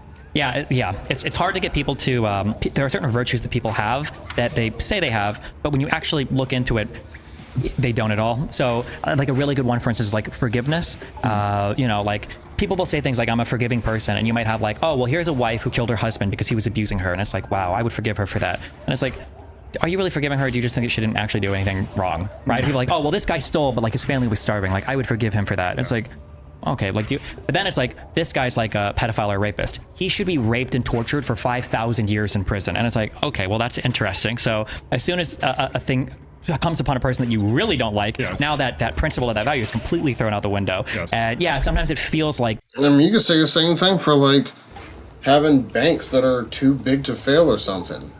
Like, is the principle that this is a capitalist country? If the answer is yes, whatever outcomes happen from, like, I guess it's just like you get so successful that capitalism doesn't apply to you anymore. That's basically what that's saying. Like, if a bank crashes and it means the end of the country, it's just like, if you're gonna do some too big to fail shit, you gotta like diversify and like liquidate that company and spread it out evenly amongst the remaining ones. That's what I would do, because there needs to be some level of punishment. If like, imagine if like I don't know, because not punishment, but like, if you were a mom and pop shop, you're not getting that treatment. You're not. You're not. So it's just like, how come these rich motherfuckers, these influential, powerful motherfuckers with all this money get to do this, but none of us regular people get to? Fuck you. I don't care what your system says. Fuck you for that. Fuck you. I'm not doing it. I'm not. That's dumb to me. And that's... How do you contend with that? What is your contention? Well, then you're asking for the system to fail, and their response would be, the system doesn't work. It's not equal for all of us. What kind of system is that? If you make more, you just don't have to follow as many rules? Fuck that system. I'd rather see it burn. Yes, there are people like that. Yes. If it's not equal for everybody, burn that shit to the ground. There are people that have very strong positions. I think freedom of speech is a big one of these, where it felt like growing up in the 90s, early 2000s, that conservatives had a little bit more control of like the cultural levers, a bit more than they do now, at least in terms of how the far left went. And man, gay stuff or like violence in video games and stuff, like I feel like conservatives railed against us all the time. But now that the left has way more control over the cultural output in the United States, every conservative is suddenly the most free speech proponent and advocate in the world. And I feel like just because right now it's because you can benefit on it. But then when Trump says things like, I think I want to suspend the Constitution to look for voter fraud, or I think we should be able to sue the media companies because they're the enemy of the people, well, that's also okay. And it's like, what? No, it's exactly true. And that's a sign that we just don't live in a political culture that actually values principle anymore. It is just about the pursuit of power. What you were involved in actual Canadian stuff, actual real life politics stuff. We watched you fighting over. I think in Canada they were going to pass some bill that would have made it so what political YouTube channels be regulated as like pass it, Bill C11. Yes. Yeah. Okay. Well. What's that about? You're asking? Yeah. Well, there's two questions. One is that was an issue that was politically related that you decided to get personally involved in, like on an active level. And then two, I guess, what has the follow-up been from that? Yeah. So that it was. Okay, this is like a lot. the Canadian media is regulated. The traditional Canadian media, like television and radio, is under the jurisdiction of a Canadian media regulatory body, the CRTC, the Canadian Radio and Telecommunications Commission.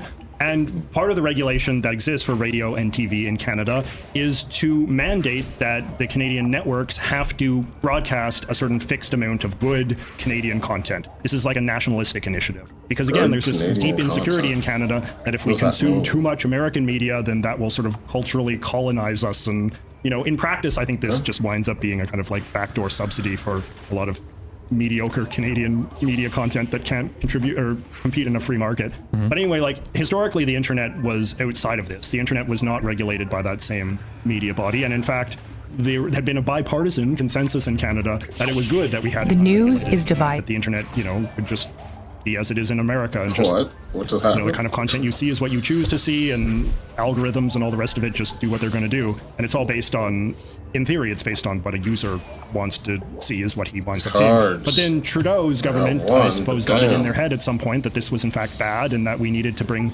the internet under the same kind of like nationalistic sort of regime in which streaming services like YouTube, but Netflix and Disney Plus and all the rest of it would emphasize the showing of good patriotic Canadian content at the expense of bad foreign content, which would not be in the national interest to see.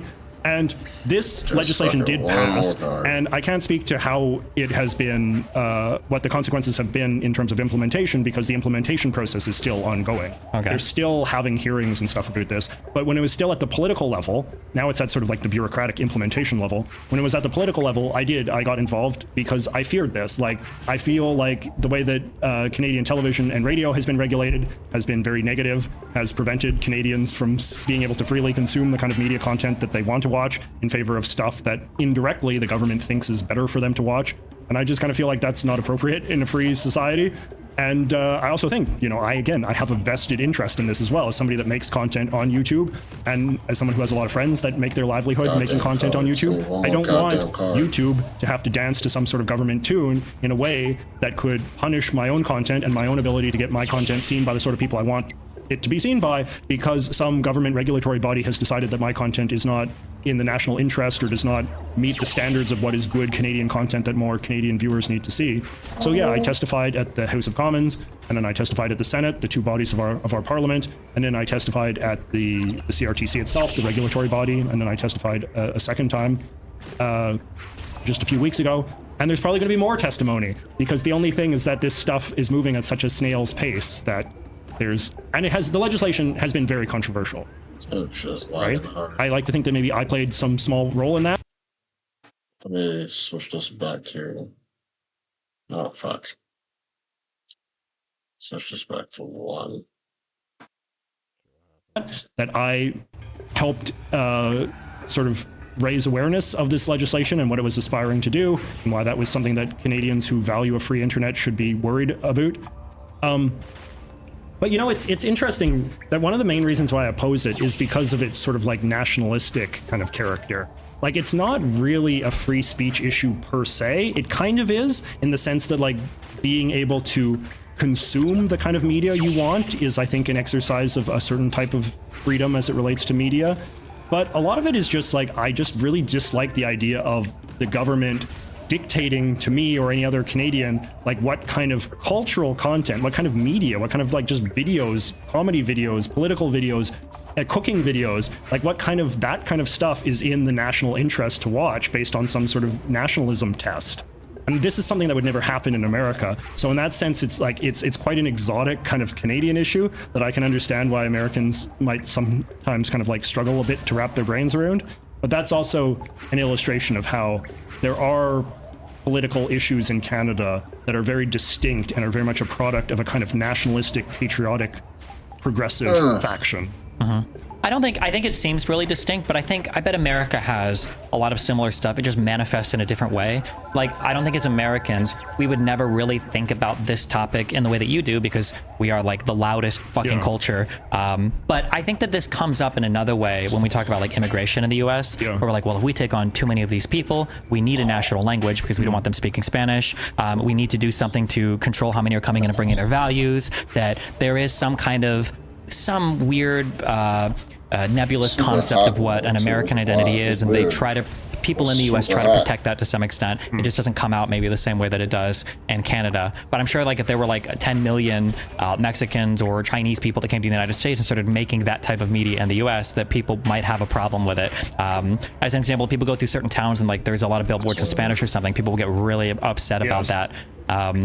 Maybe it's not necessarily the same type of problem, but I think it's similar-ish. I feel like, I think you're not wrong in the sense that I feel like that sentiment exists in American society. Whenever I come to America, though, it's always just striking how diverse this country is, how diverse its big cities are, how there are just people of all different nationalities speaking all different languages with signs and all sorts of different languages and stuff. And it's just that has never really sort of manifest at the political level per se, but I think that's also because the Constitution of America just prevents a lot of that kind of stuff. Like, there are just so many barriers to the kind of regulation that would be used to kind of clamp down on that kind of stuff that could never be done in this. Hold on, I'm getting hot. Okay. Damn. Damn, I'm hot. The fuck?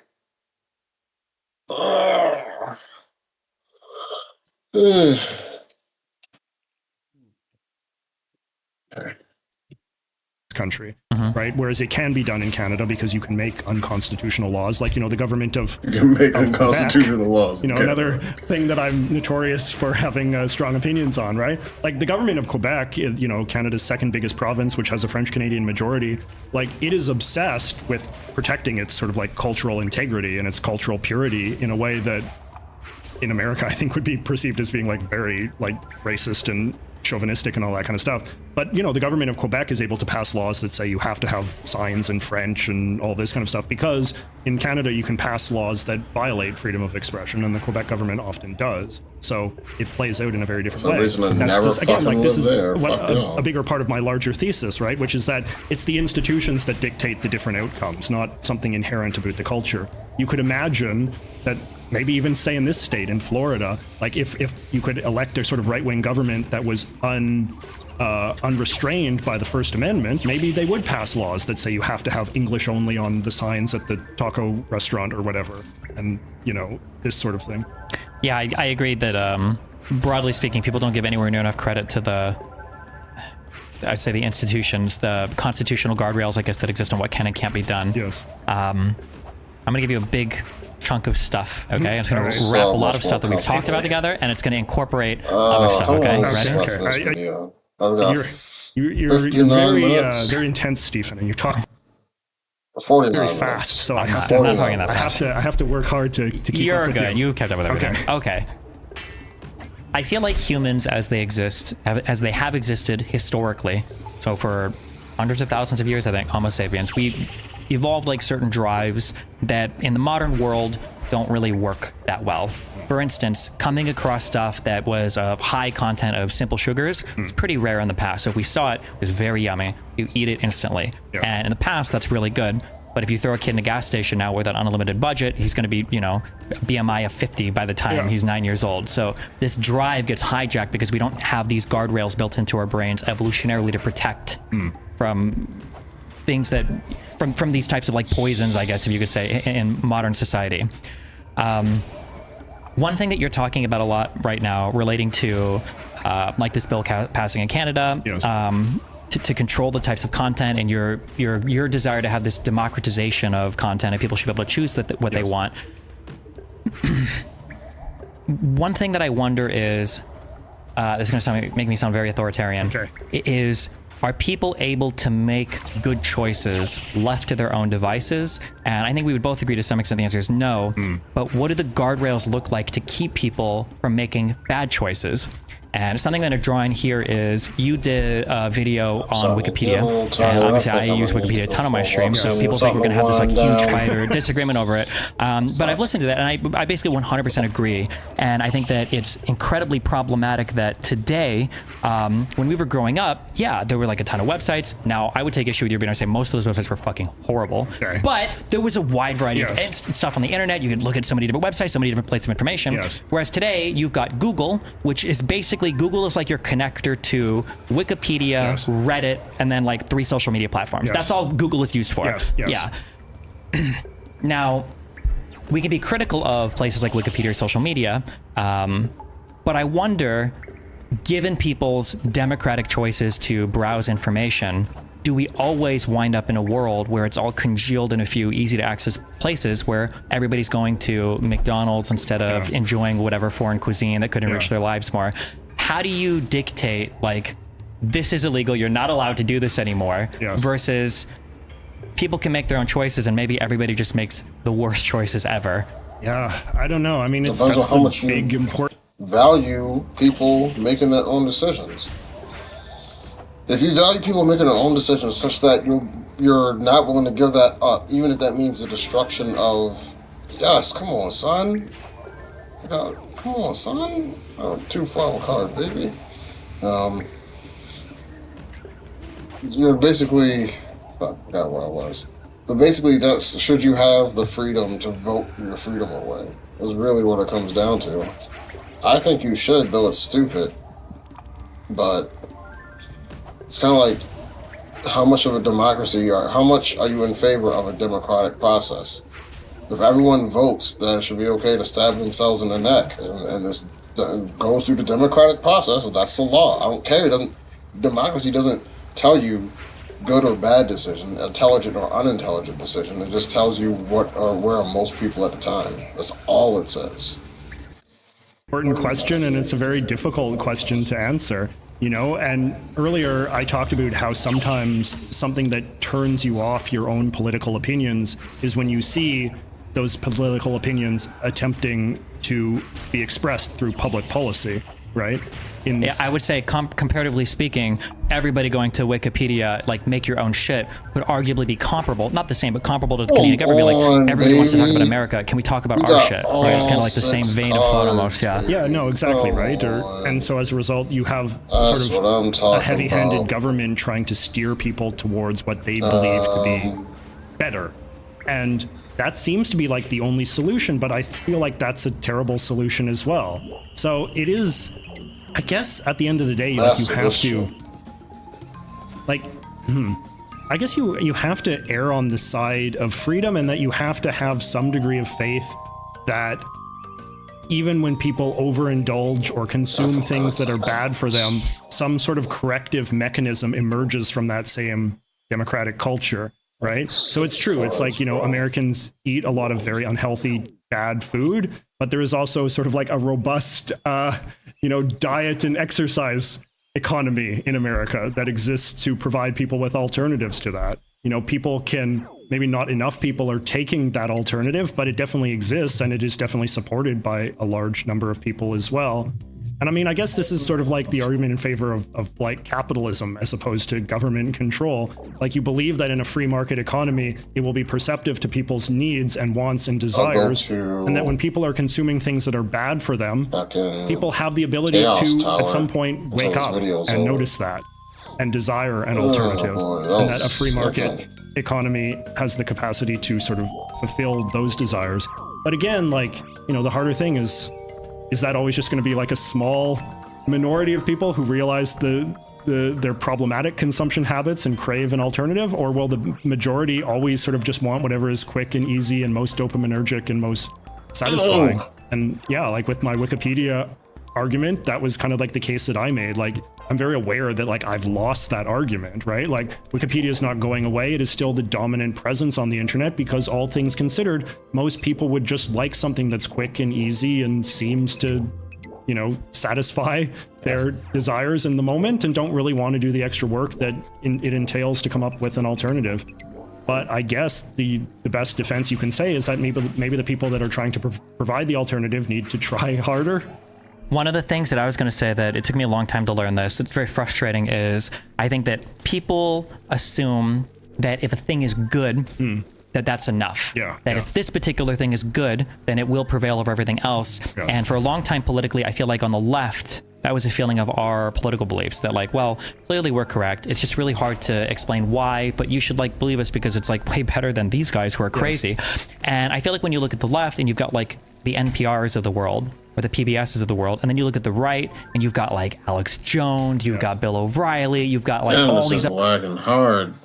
You got to reduce the quality of this again. You got to go down to 480, dog.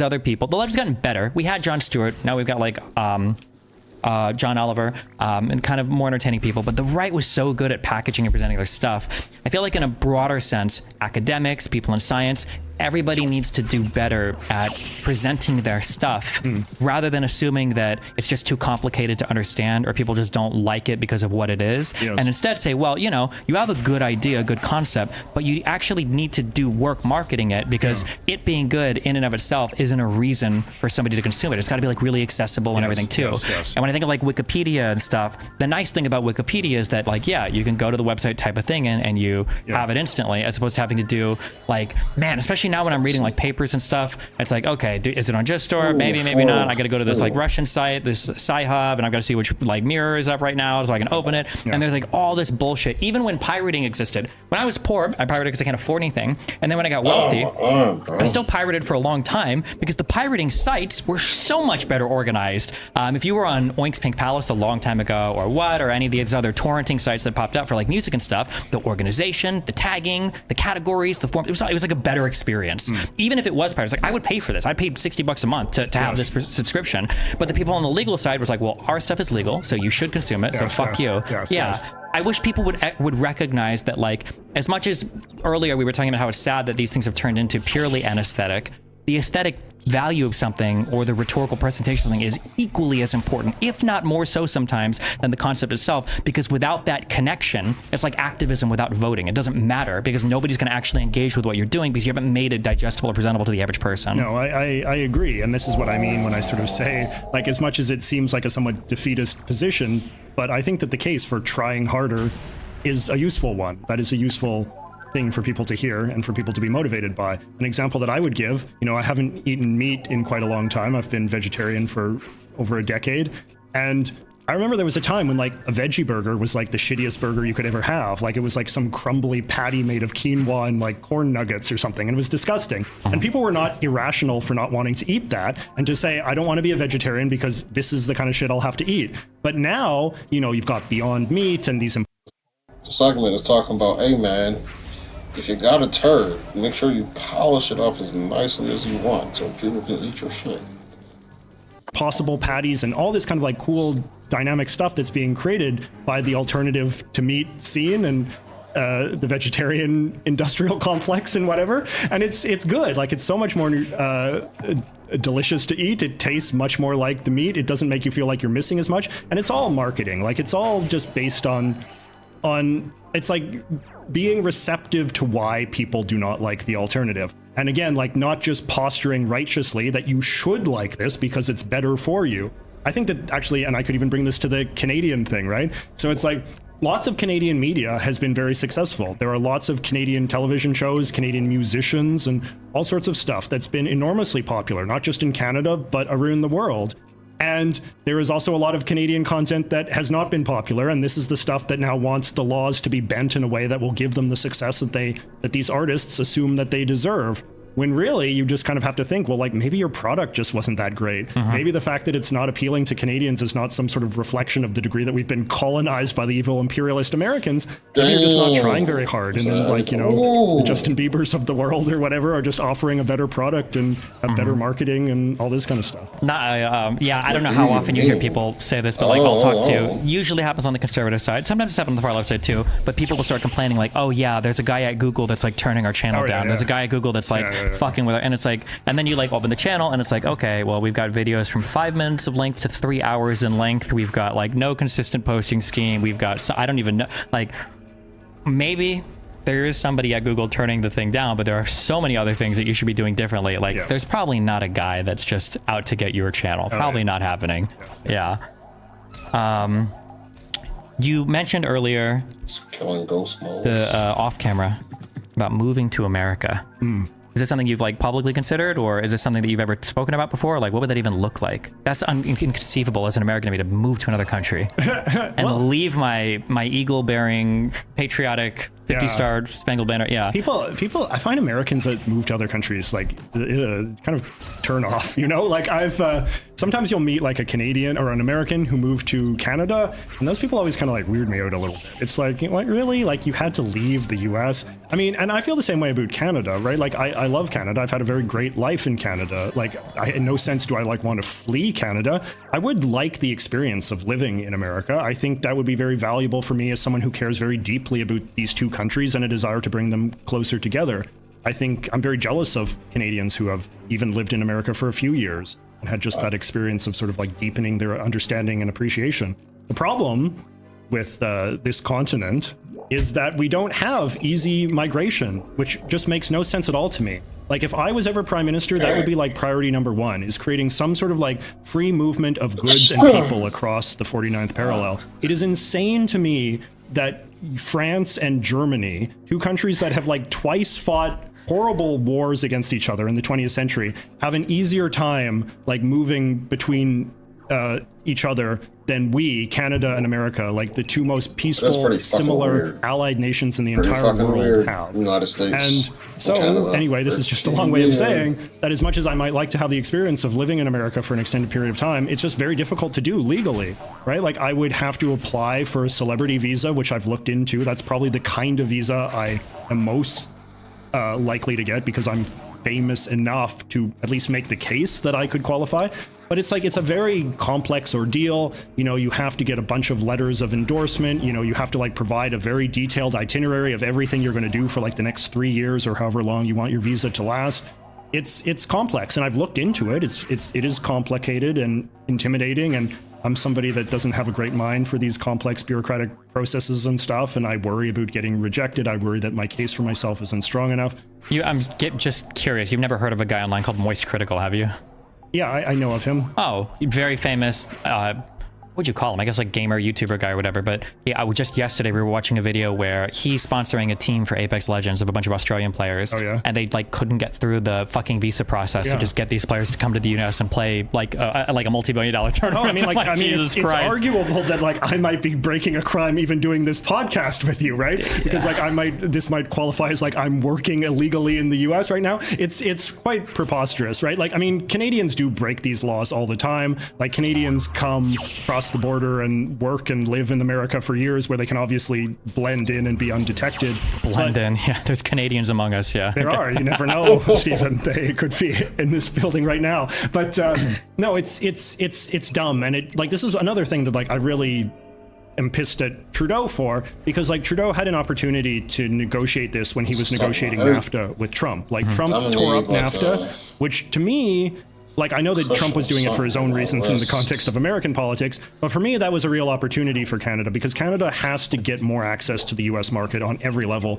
both in terms of like a greater ability to sell our goods across the border and an ability for Canadians to live and work in the US, because we know that that has always been a huge source of prosperity for Canada, right? Like, Canadians are great people. We're very intelligent. We have a lot to give. The fact is that a lot of the big centers of economic dynamism are in the US. You know, there is no Silicon Valley in Canada, and there never will be. And it's a fool's errand to try to invent one. You know, there's no Hollywood in Canada. There never will be. You know, there's no Wall Street. Having access, though, is nice even for your own country. It's funny because the example that you gave earlier, I don't know if you did this intentionally or not, when you mentioned Justin Bieber, Canadian, right? Yeah. No, exactly, right? So, like, we both mutually benefit from having a free movement of people and goods.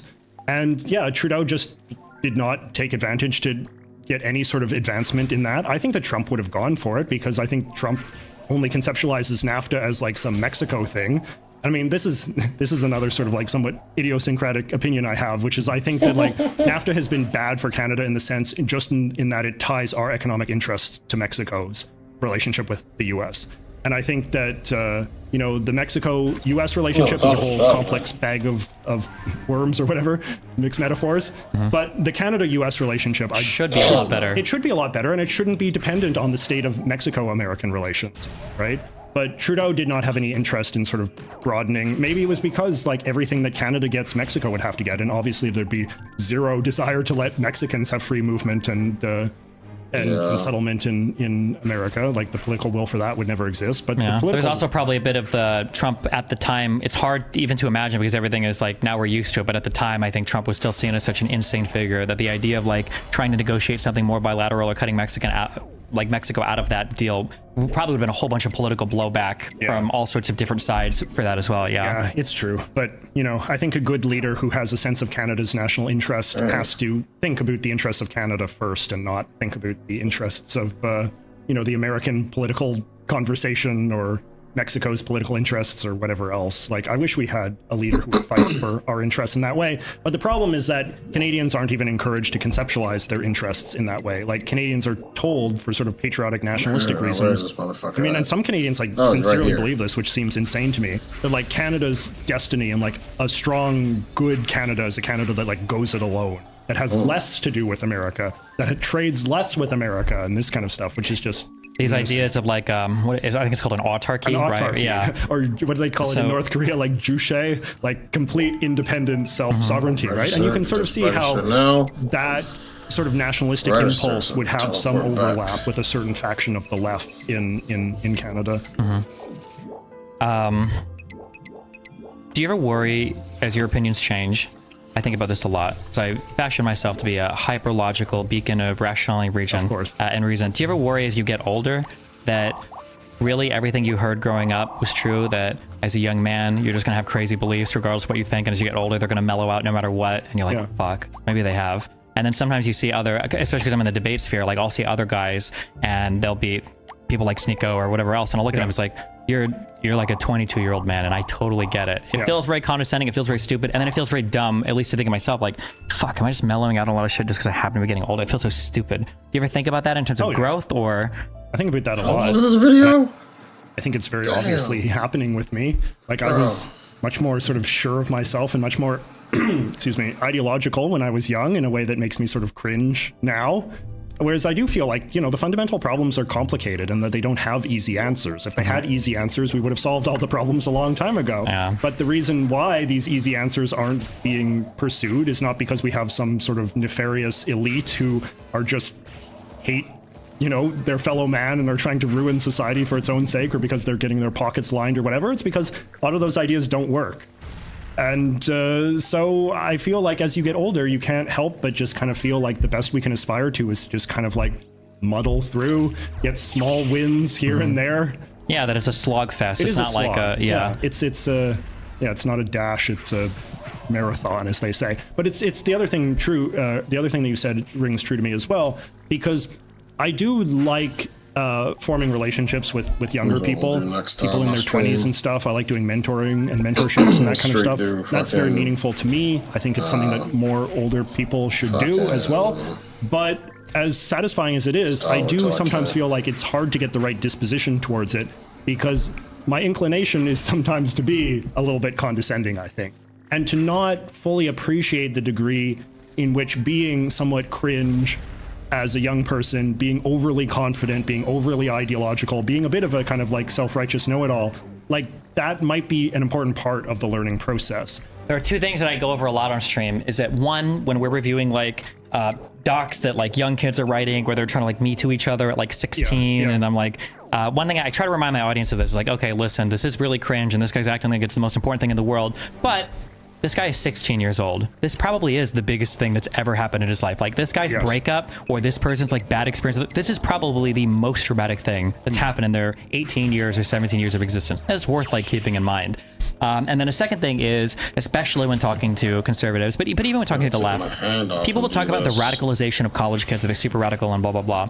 And in my mind, I'm like, you should be. 18 to 22, this is the time in your life everybody is fucking crazy when you're a kid, and you should be. The only problem is that social media has given you ways to immortalize that, or ways to make you feel more important than you should. And I think that's a big problem, that rather than college being this kind of safe place to be crazy and wild and radical and make your communist and your Nazi whatever student unions and all the crazy shit you're doing, now it's, I'm actually 19 and I'm going to tell you, the rest of the world, how it should be run. Greta Thunberg is now the representative and speaker for climate change, even though this person's never worked a job before, even like back when they were popular, right? And it's problematic because one, people are like, why are college kids so radical? It's like, college kids are always radical. With the Vietnam demonstration, like this is always what college kids are.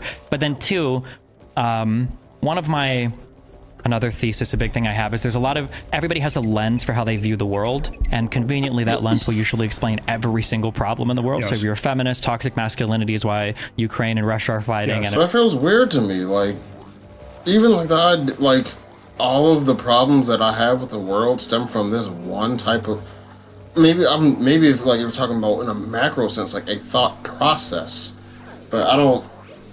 Yeah, that sounds dumb as fuck. That's why, yeah. But I feel like when people talk about their little things, you know, whether it's democracy and fascism, authoritarianism, feminism, blah, blah, there's this huge thing, which is like the internet and social media that's changed everything in the world. And nobody really wants to seriously grapple with that, except for when it conveniently intertwines with their particular thing. So like red pillars will say things like Tinder has destroyed like dating markets. Sounds like Discord has probably destroyed, because everybody's online now. Yeah. You can't, you're just so much more exposed to everything. Like, college was always like a very formative experience for people on both the right and the left, but it was ultimately something you left, right? Yeah. Like, you were part of this weird little bubble subculture, and then you left it, right? But now it's like, in some ways, it feels like you never leave the college campus, because every generation of college student is constantly being bombarded into your eyeballs through TikTok and social media and all the rest of it. So you're always like very hyper aware of what like young people are up to and what sort of like crazy radical kind of people are up to. And those groups have way more normative weight attached to them as well. If you're looking at somebody who's like 17, 18, 19, and they're like, I'm protesting for Indonesia, or like I'm a scene kid or goth kid or, you know, anti-establishment, whatever, blah, blah, blah, it's one thing. But now when a person is like, you know, like, well, I'm a non-binary fighter against racism, blah, blah, blah, it's like, you'll get over it. And it's like, excuse me? Are you being transphobic, and are you being whatever phobic? And now I'm going to destroy your fucking life as a 19-year-old. I was like, you don't even have a life yet. How are you going to destroy mine? But like, yeah, you're right, because it's harder for them to move off of it. And the positions, I think, because of the social media aspect, have so much more validity to them, way more than an 18, 19-year-old ever deserves to have. That's insane. But like what you said about like the normative importance, I think is a key point as well. Because I think in some ways, like, the culture has changed. And I think that like some of the college arguments have won the day. Like you were talking about before, like with the land acknowledgements and all of that kind of thing. Like there's stuff like that has entered the mainstream in a way it hadn't before. And that there was a sort of sense that like you act like a kind of radical and you entertain these kind of like extreme beliefs when you're in college. But at some point you graduate into the real world and it's time to kind of get over that stuff. And here's how things actually work and that kind of stuff. And so that can be a little difficult too. Like I don't go sort of to the far right and where like, oh, the woke mob has run everything and, you know, this kind of stuff. But at the same time, like, it's important to sort of concede that there have been some gains and that society has been sort of collegeified, maybe because more people go to college as well than they used and also to. Because, not to blame everything on conservatives, because like the fault here, I think, is the left people have gotten crazy left, at least insofar as like administrators in colleges and stuff have gone, and some of the DEI stuff for sure. But I think as conservatives, for whatever their predisposition is to just like say, this is all bought off, these institutions are all corrupt, to stop participating in them, I think has been incredibly damaging. Like, as much as you might not like a certain person's opinion, it's good to have them there as a grounding force. And there is a tension that should exist, and in that tension you find something better than what either side could produce on their own. And yeah, I feel like it's been very unfortunate that as conservatives have unplugged from more and more areas. I'm curious, actually, I guess for you to be interested in art and that kind of stuff, I feel like you're stepping into environments that are exclusively incredibly far left, or does that not happen to you? Or yeah, I think so. And actually, that's been kind of interesting in terms of the Gaza thing in particular. You know, like I follow a lot of artists on like Tumblr and Instagram and Pinterest and stuff like this. And it's been wild to see like these artists who just made like, you know, innocuous general art that I enjoyed. Now suddenly like every single second post is like, we will fight from the river to the sea and watermelons. And, you know, I've even seen like some of this like, you know, innocent like fan art accounts that I follow and are now like drawing like the Kingdom Hearts characters like waving the Palestine flag and stuff. Jesus. It's there is definitely a cringe aspect of some of this stuff that goes beyond what some of the even the right-wingers sort of fixate on. Yeah. But I think it kind of grounds back to what I was saying before. One of the reasons why I like debate and conversation is because to have that, it's forcing both people to at least be in the room with each other to have some kind of conversation. Because once they become separated, my God, both sides just get incredibly detached from any type of epistemic similarity. The realities are just completely different. It's they very get frustrating. into the purity spiraling, right? Because having lost like a real ideological opponent, they just turn the guns inward, and then they just define... It's a firing squad, like in a circle. Yeah. And then so, the left-wingers get more left, and the right-wingers get more right, because they're fighting each other rather than... Yeah, and because like the demand for opponents exceeds the supply, so then you have to start imagining that like somebody who's just like a slightly moderate like leftist is in fact actually like a crypto fascist or whatever, and then like, you know, somebody who's like a moderate Republican is actually like a woke far left, you know, whatever. So it's nuts. Yeah, and then all of this has been contributed to by both sides, by people on the left calling everybody a Nazi, by people on the right being Nazis but lying about it. There was by people on the right calling everybody socialist, by people on the left saying, oh, I'm a sock dem, but in reality they were fucking tanky, and it's just like this crazy world. ContraPoints had a line, I'm sure you're familiar with her. Yes. In one of her videos that I vibed with super hard, I thought was really funny, where she saw an advertisement on Twitter, and it was something along the lines of like, we need to take care of our future, and it was just like a white mother holding a white child, and her mind immediately went to Nazi propaganda, and she was like, and she looked at it and said, well, it's not anything like that at all, but like her mind was so predisposed to seeing that because of like people accusing everybody of doing things and people hiding about what they actually have, and like, and then we talked about earlier, I think this was off camera, but it was like I like to consider myself like relatively nonpartisan, relatively like reasonable, but like the biggest red flag to me is anytime you see a channel that's like, you know, Veritas, Logic, Reason, centrist. These are always the most partisan, hacky, fucking yes. You know, it's such a trigger, when somebody, because I feel like the same way. Like I feel like these days I like to sort of say that like, you know, my beliefs are kind of a mix and it's hard to put a label on me or whatever, but that's such a horrible triggering phrase as well. Yeah, no, it's we need to reclaim some of that language, I think, because you can't let your enemies own all the good exclusively terms, yeah. right? And this is like something that conservatives used to argue in their more sort of intellectual days, where they would always sort of say like, we should claim the title of liberal, we shouldn't let the lefties have liberal, and you know, because liberalism is a when you actually look at it, it's a proud tradition that encompasses much of what we believe, but you know, that perhaps is asking too much these days for people to make those kind of arguments. Yeah. Do you what do you feel about MAID? MAID? We talk about that a lot down here. Oh, I'm sure you do. I mean, again, this is another classic example of Canada existing in the American consciousness mostly as like a metaphor or a calibration point.